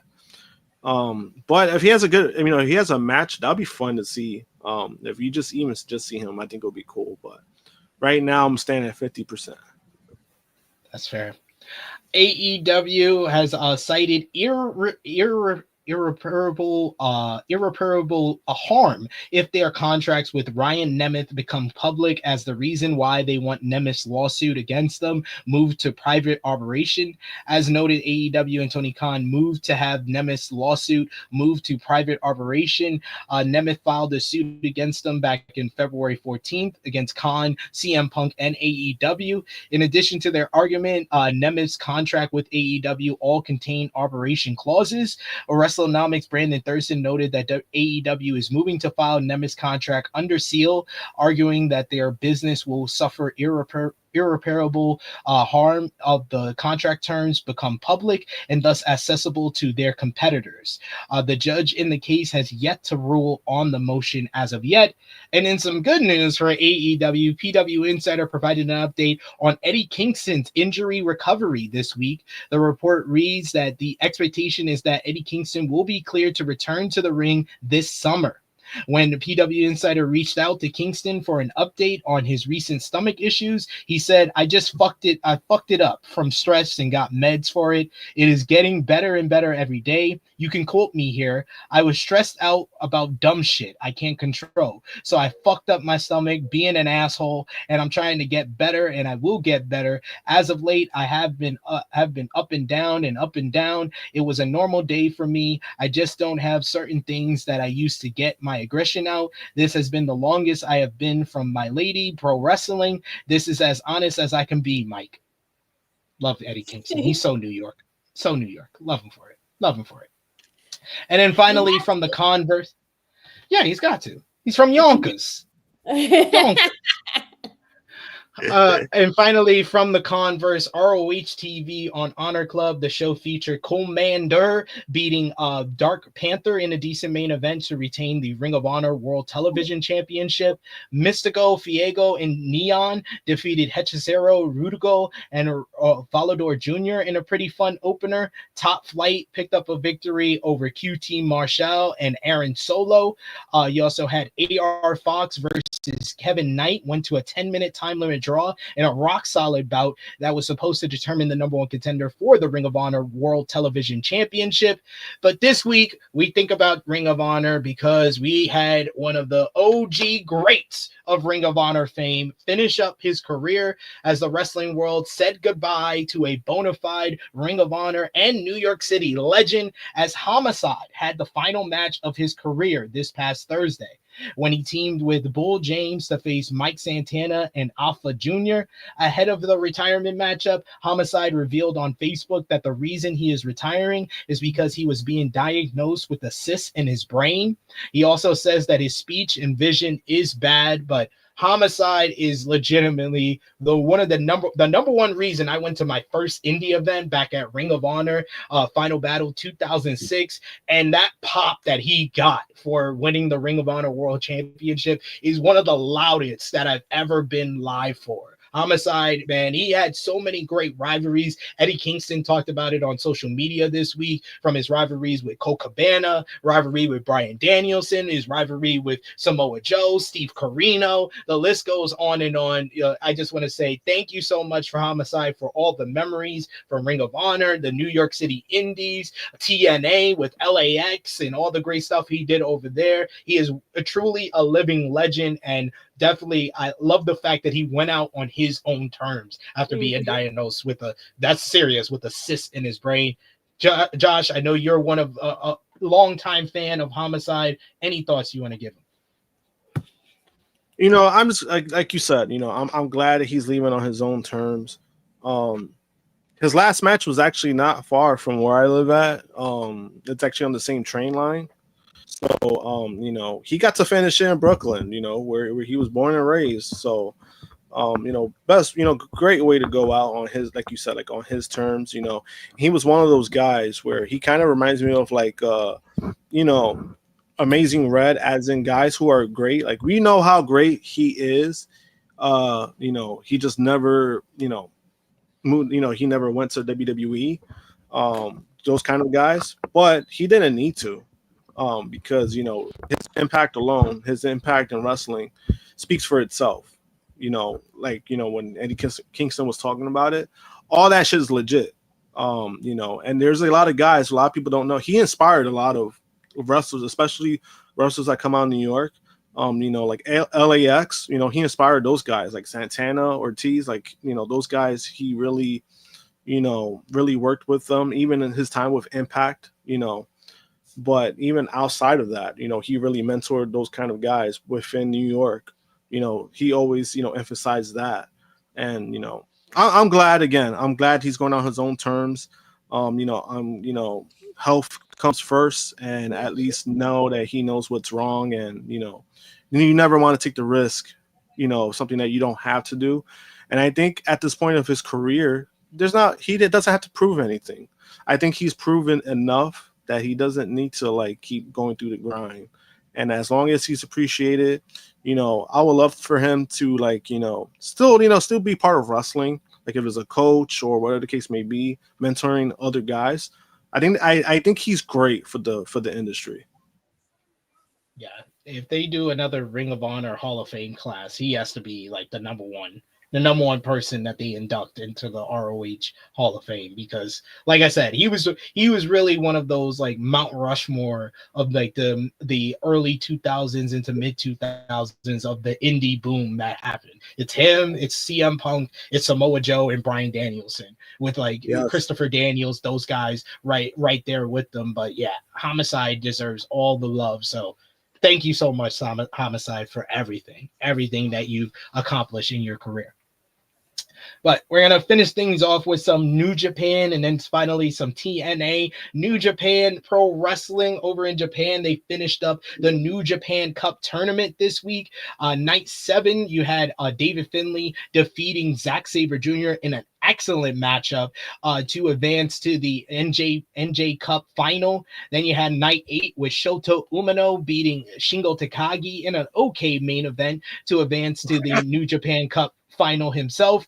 And then finally, there was the final on Thursday where the boss dog, David Finlay, defeated Shota Umino in a tremendous main event matchup to win the New Japan Cup final, winning it for the War Dogs. Post-match, Finlay issued his challenge to Hiroki Goto for the IWGP World Heavyweight Championship on Saturday, April 5th at Sakura Genesis before celebrating with the rest of the War Dogs.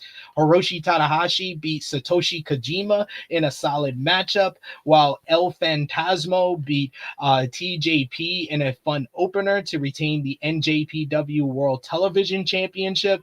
Post-match, Great Okan attacked ELP and laid out a challenge for the title.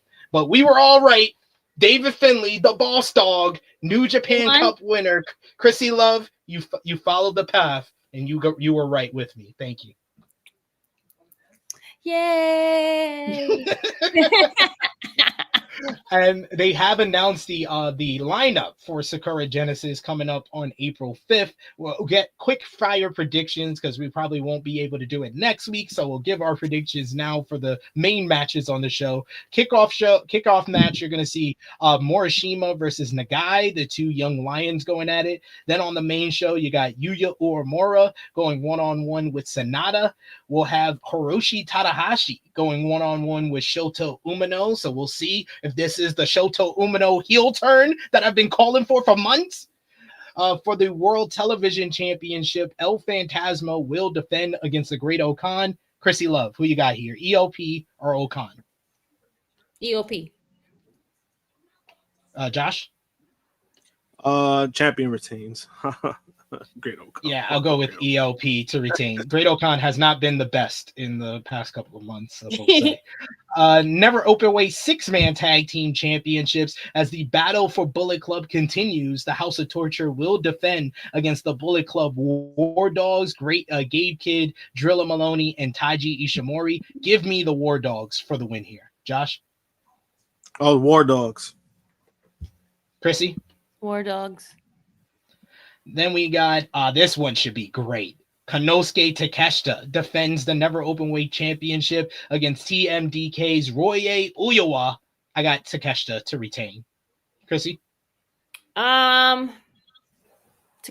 Duh. Josh? Takeshita. Easily. Then we got for the IWGP World Tag Team Championships, Tetsuya Naito and Hiromu Takahashi of Los Ingobernables de Japón defend against Jeff Cobb and Callum Newman. Just to cause more chaos in the wrestling world and to people to question the report, I want Jeff Cobb and Callum Newman to win. I was going to say the same thing, cause chaos, because they think that he's going to go to WWE right away. So no, he's going to get this belt. He's going to stay there a little longer. Krssy's with me. Chaos for Agents of Chaos. Josh, who you got? I'm gonna go with the same, just to say fuck it. I like chaos myself. Great. Then we Discourse. got Yota Tsuji defending the Global Heavyweight Championship against Evil. I will never pick House of Torture. Yota Tsuji for the win. Josh? Hey, yo, Tsuji. Krssi? Oh, God.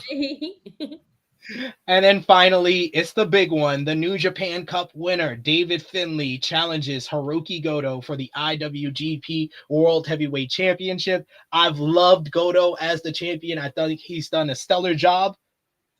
But it's the boss dog. David Finlay for the win. Krssi? Same, Finlay. He's hot right now. You got to put it on him. Josh? You see? Put the Dipset belt on him. Oh shit! Yeah, I'll go with Finlay. Fuck it. Gotta go with the hot hand, the boss dog. Yeah, because this guy has some great matches as champion, but it did kind of feel like he was probably gonna be a placeholder. But he's been a good placeholder. Like if that mattered, like if that's something. I love that. David Winley by I Make Beats. Thank you, I Make Beats. A lot of in agreements with us on a lot of this. I also give New Japan credit. I also give New Japan credit because they always find a way to have these kind of guys with like when it comes to like Bullet Club, right? That they need to find somebody to replace somebody, and it always ends up working out, right? Kenny Omega replaced AJ Styles and ended up working out business wise more than anybody expected. Jay White basically replaces Kenny Omega. Jay White ends up becoming one of the biggest stars in New Japan.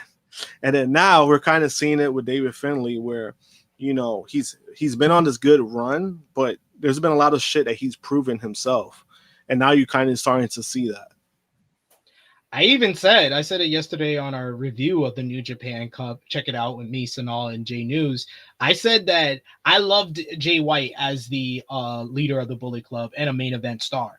But I feel like David Finlay is the best leader of Bullet Club since Kenny Omega because he's not only elevated himself, he's elevated the War Dogs at the same time. Everybody has gotten elevated. Jay White didn't really do that. He elevated himself. The Bullet Club kind of fell down in the process. So I think David Finlay's been a better overall leader than him.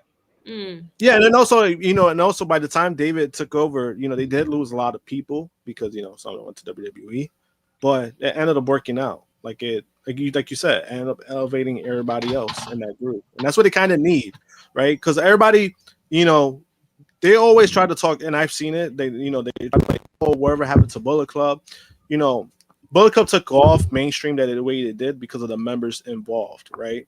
New Japan technically never really wanted that. But New Japan found a way to take advantage of it, but then they went back to their roots once those guys left. They just wanted to focus on stables, wrestling. They wanted to focus on that. So it's a different kind of thing where people try to compare it, or they try to use they try to say, "Oh, Bullet Club is dead." Bullet Club's not dead. Bullet Club's still alive, and in New Japan terms, it's still alive because they're doing what they've been doing with stables ever since they've existed.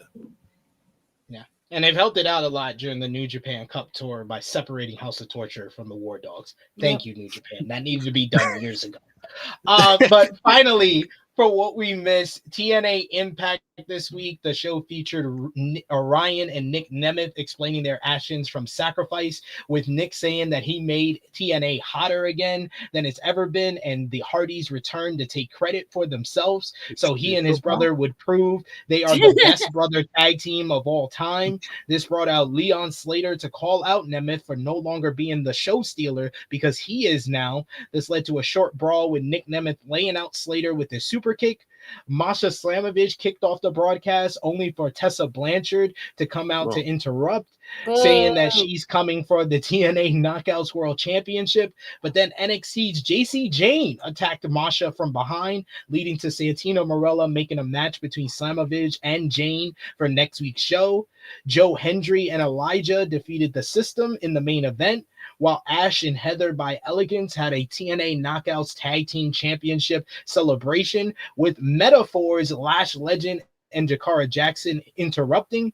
This brought out Spitfire, and then NXT's own Gigi Dolan and Tatum Paxley came out to call their shot for the titles, leading to a huge brawl between all the ladies to close this segment, and it sets up Gigi Dolan and Tatum Paxley to verse the champions on next week's show. So that should be a good one. But that was TNA this week. We've made it to the end of the show. Do you have time for the best and worst of the week, Miss Krssi? No, unfortunately, I don't. I'm sorry. Well, I will give you the floor now to let everybody know where they can follow you on social media and when they will see you again. I'll give you my best of the week is John Cena. My worst of the week goes to Tiffany Stratton and Charlotte Flair. But yes, you can follow me, Krssi Luv _1, Tru Heel Krssi Luv. Josh is laughing hysterically if you can't see him, but I'm distracted by him. Yeah. But join us. We'll be back. Watch our power review, SP and myself, and we'll get some other shows in there. But Tru Heel Krssi Luv _1, just my plain old name. I'm sorry, I have to go at a dash. I got to be a parent and an adult, and I have responsibilities, and I have to go take care of stuff. So you guys have a fantastic weekend. Enjoy. I will see you all next week. Josh, enjoy the rest of your birthday. And yeah, that's my worst. What are you guys' worst? I'll stick for that part so I can hear it really quickly. Best of the week for me, David Finlay for winning the New Japan Cup. Fair. And worst of the week, Tiffany Stratton and Charlotte Flair, for sure. So we on the same page. Yeah. Okay. That's even wonderful. I love it. I'm here Josh? for it. Best of the week, John Cena. Worst of the week, to Tiffy and Charlotte. Damn, that's why I was laughing. That's why I was laughing, because I was like, oh, I was like, I got the same one. We're all on the same page there. My moment of the week is a tie for me for moment of the week for John Cena's first heel promo and Jon Moxley getting spiked. Yeah, okay, we're in agreement for that, because I was going to say John Cena, but no, the spike in the back and them trying to yank it out is just this fucking nasty. Yes, agreed. What's your moment of the week, Krssi? No, those are my moments of the week. John Cena and Jon Moxley. John Moxley just got in there like last minute because of them. It was more so Willa Yuta just trying to pull it out of his back. Yes, that's what got it as moment. But it was more so John Cena for sure, though. Josh, what about you? The spike. Fair. All right, Krssi, we'll see you Monday on the Tru Heel Heat Sports Entertainment channel when we review Raising Kanan. I'll see you later. then. Bye, guys. Have a great day. Bye now. And then finally, we got matches of the week. Our matches of the week for this week. I have 10 again, Josh. I have 10. I always have 10, it seems. My honorable mention, I'll give it to Street Profits versus Los Garza from SmackDown last night. That was a lot of fun. Number 10 for me this week, Moxley versus Cope 2, the street fight. It actually made the list, unlike last week when the Revolution match was not on my list whatsoever. Out of 20 matches, wasn't on my list. Number 9, Penta versus Ludwig Kaiser from Raw. Number 8, FTR versus Undisputed Kingdom from Collision. Number 7, Megan Bayne versus Chris Statlander from Dynamite. Number 6, Mercedes Moné versus Billy Starks from Dynamite. Number 5, Shishihiro Hashimoto versus Meiko Satomura from Sendai Girls, top of Joshi Wrestling. That was a great hard-hitting matchup. This dude, chick Hashimoto, was doing sentons. She was a big girl. She was doing sentons on poor Meiko. That was awesome. Number 4 for me, Speedball Mike Bailey versus Ricochet versus Orange Cassidy versus Mark Davis from Dynamite. Number 3, David Finlay versus Zack Sabre Jr. from the semifinals of the New Japan Cup. Number 2, David Finlay versus Shota Umino from the New Japan Cup final. And number 1 is only because I saw it late. I saw all your comments, Chocopo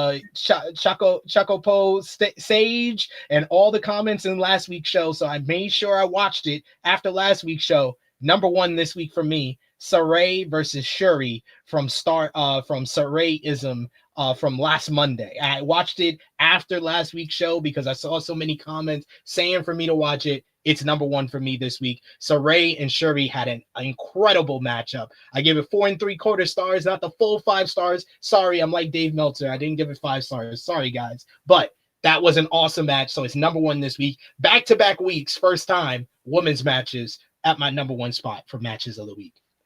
Josh, what's your matches of the week? Matches of the week, number 3, I'm gonna go with Penta versus Ludwig Kaiser from Raw. I thought that was like the best matchup between those two guys. Out of all the times they worked together so far, I thought that was the best one. Number 2, I'm gonna go with Megan Bayne versus Chris Statlander, and number 1 for me personally is Mercedes versus Billy Starks. For the TBS championship. Yeah, that was a great match. Any other week, if I didn't watch all the New Japan stuff and Japan stuff, that would have been that's not higher. like the scoring. That's why I was like, oh shit. I was like, yeah, I can see why you got 10 matches. Because when you name me some of those ladies, I was like, ooh, like yeah. I had four, almost half my list was women's matches this week. The women's was doing great in AEW and in Japan. Women's wrestling, and like it's good. It's good wrestling, regardless of what people want to say. I think they're very in line with the men. It's not the same, like it's good shit. I agree. And that is why I wanted to save this super chat for the end here, because I knew I was going to bring up some Japanese Joshi wrestling. So that's why I saved it to the end. Call me Mr. Banda. He's got to be patient. We're not going to miss out on any super chats. He says, any news on Tam Nakano's contract status? I know Tam Nakano lost the loser leaves Stardom matchup against Saya Kamatani a couple of weeks back. That also made one of my matches of the week, I think like 2 or 3 weeks ago. I haven't heard any news specifically on Tam Nakano as far as her contract status. All I know is that I think she might sign a new contract if she does win at the All-Star Grand Queendom next month. So we'll see what develops there. But I'm very interested to see what she's gonna do in regards to what's her future, because a lot of people are saying if she loses at All-Star Grand Queendom, she's gonna be retiring altogether. And she just had her birthday this week. I think she turned 37. So for women's wrestlers, that's kind of the age when they decide to kind of call it quits. Usually for like men's wrestlers, their prime is like after 35 until their mid 40s. For women's wrestlers, they kind of call it a career in their late 30s. So we're going to see Mr. Banda. So I hope that is a good enough answer for you there, but there hasn't been a lot of information in regards to her contract status right now. So we shall see what happens when she first Saya Kamatani at Stardom All-Star Grand Queendom. But thank you for the super chat donation, Mr. Banda. And no, I don't be lacking. I don't be lacking on those super chats. I always show love for the super chats. That's why, because we've hit our goal for super chat donations back-to-back weeks. I will be doing a Q&A following next week's Tru Heel Heat flagship podcast, and me and Jimmy will be doing a Q&A following AE Ramble on Thursday. So you're going to get 2 Q&As for the next 2 weeks. Maybe if Josh has time, since he has to go to celebrate the birthday, maybe he could join me for next Saturday when we do the Q&A. But this was a perfect... no, that's because remember, next week we're starting at 10 because I got to go to an event. So. Oh yeah, that's right. So I'll see if Krssi can join me for. I got a hard time. Yeah, I got a hard 1 o'clock timestamp that I need to at least get the hell out of here by. So you heard it here first. We're starting at 10:05 a.m. Eastern time for next Saturday's Tru Heel Heat flagship podcast. So join us for that. But I want to thank Cam Hawkins for joining us live today. This was his second time on the flagship, according to our producer. That was probably because Romeo booked that one. Romeo. So Romeo. Yeah, I remember now. We were on Romeo, but Cam also came on like later on. Like he didn't start the show. He came on like later on. Yes. So that's why I forgot that this was his second time. So we appreciate Cam for joining us. But this is the longest time. This episode's the longest. Yeah, he was here longer. Yeah, for the flagship. So appreciate him for that. And of course, Miss Krssi Luv and the Tru Draw Josh. Josh, let everybody know where they can follow you on social media when they might see you again. Follow me at JMPunk321 on Twitter and X. Yeah, I got my account back after almost 2 months. Fuck X, making that fucking mistake. Fuck them. Anyway, you can follow me on both of those platforms, and I'll be back, like Sid said, next Saturday, starting time 10:05 Eastern, because I'm going to an event. One of the Japanese voice actors from Dragon Ball Z is going to be there.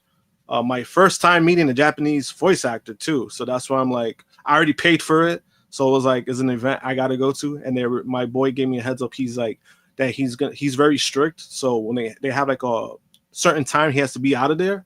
So I was like, I paid for this shit. I'm going.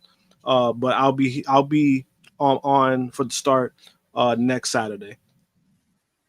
There you go. So be sure to join us next Saturday, 10:05 a.m. Eastern time. We'll see if we got another special guest joining us after. I want to thank Sat from 2 weeks ago. Last week we had Lyric. This week we had Cam Hawkins. So we're on a run. We're on a run of super chat donations. So appreciate y'all for all. Hey, what about we get Joe? I mean, hey, he was calling out. He was saying about Cam. I'm just saying. Who? Joe Pro. Oh, Joe Pearl. I mean, Joe Pearl. He was in the chat today, so yeah, maybe we'll see if Joe Pearl can join us next Saturday, because he's never joined us on the flagship. I don't think it's not a call out, but it's kind of a call out. I'm just making that clear. There we go. Call out to you, Joel. Call out to you, Joel, to fill in the void so we can go 4 weeks straight with some great guests. But thank you to everyone in the chat who joined us live. Appreciate y'all for all the support, especially for the super chat donations. Thank you so much. Good guys, good fellas, good ladies out there. Appreciate y'all. You can follow me on the Twitter machine at Tru Heel SP3. You can follow the gang, Facebook, Twitter, Instagram, TikTok at Tru Heel Heat. Patreon.com/Tru Heel Heat. $3 a month gets you exclusive content. The best way to support us when we are not live here. I will be live tomorrow for our Daredevil Born Again episode 4 review. So join me for that. And on Monday, we'll be on Tru Heel Heat Sports and Entertainment as well for Power Book 3 Raising Kanan episode 3 review with me and Miss Krssi Luv. But join us for all of that. Join us back here on the main channel for our Rated Raw review on Tuesday. And we'll have some THH cut dropping on Monday as well. But for Cam Hawkins, for Miss Krssi Luv, for the Tru Draw Josh, it is me, your Tru Heel Phenom SP3. This has been Tru Heel Heat 321, Dream Toxic Relationships. We are signing off until next time.